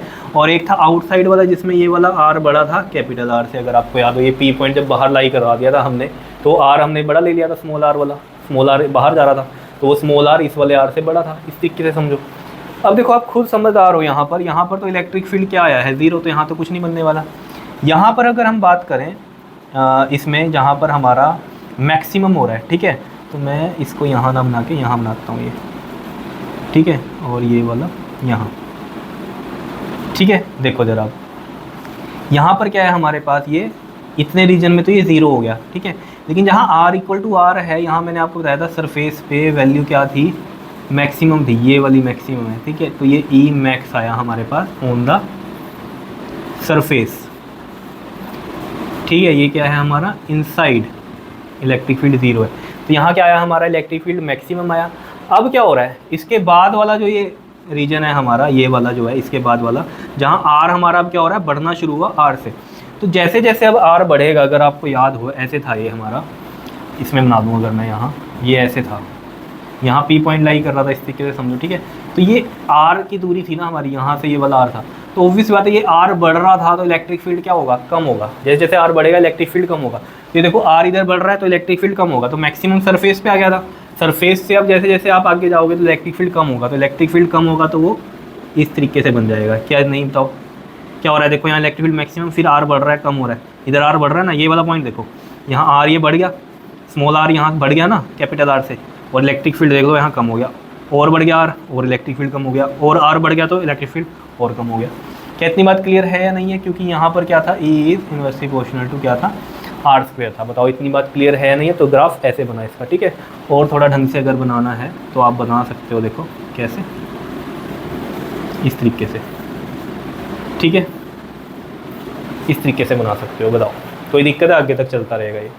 बताओ जी, समझ में आया? ठीक है, तो ये था आपके पास गॉस लॉ की एप्लीकेशंस, ठीक है, जिसमें मैंने आपको ये जो लास्ट वाली बताई स्फेरिकल शेल वाली, इसमें याद रखना होलो के कंडक्टिंग नॉन कंडक्टिंग यही है, और सॉलिड का भी अगर कंडक्टिंग आता है तो यही सारा करना है आपने, ठीक है, कोई इसमें टेंशन मत लेना, ठीक है। जो अगली एप्लीकेशन मैं कराऊंगा आपको वो सॉलिड की नॉन कंडक्टिंग है, जिसमें जो चार्ज है वो इनसाइड से सरफेस पे नहीं आता, इनसाइड ही रहता है, वो पूरे वॉल्यूम में डिस्ट्रीब्यूट होता है, क्योंकि सॉलिड है ऑब्वियस ही बात है, पूरी अंदर जगह है, लेकिन नॉन कंडक्टिंग है तो ऑब्वियस बात है वो पूरे में फैलेगा। और अगर कंडक्टिंग होता सॉलिड का ही तो वो बाहर आ जाता, तो यही सब चलना था उसमें जो ये किया हमने, ठीक है। तो आप यहाँ पर हेडिंग में डाल भी सकते हो कि hollow spherical shell conducting non conducting, और सॉलिड स्फीयर आगे डाल सकते हो कंडक्टिंग। अब अगला जो हम करेंगे सॉलिड का किसके लिए करेंगे, वो नॉन कंडक्टिंग वाला होगा, जिसमें वॉल्यूम में पूरे में डिस्ट्रीब्यूट होगा चार्ज। क्लियर है इतनी बात, ये चीज़ समझ में आई? तो नेक्स्ट वीडियो में वो टॉपिक भी करेंगे और साथ में न्यूमेरिकल्स भी करेंगे इसके, ठीक है। तो कोशिश करेंगे चैप्टर आपका कंप्लीट कराएं नेक्स्ट लेक्चर में। क्लियर है? कर लोगे इतना? Okay, thank you.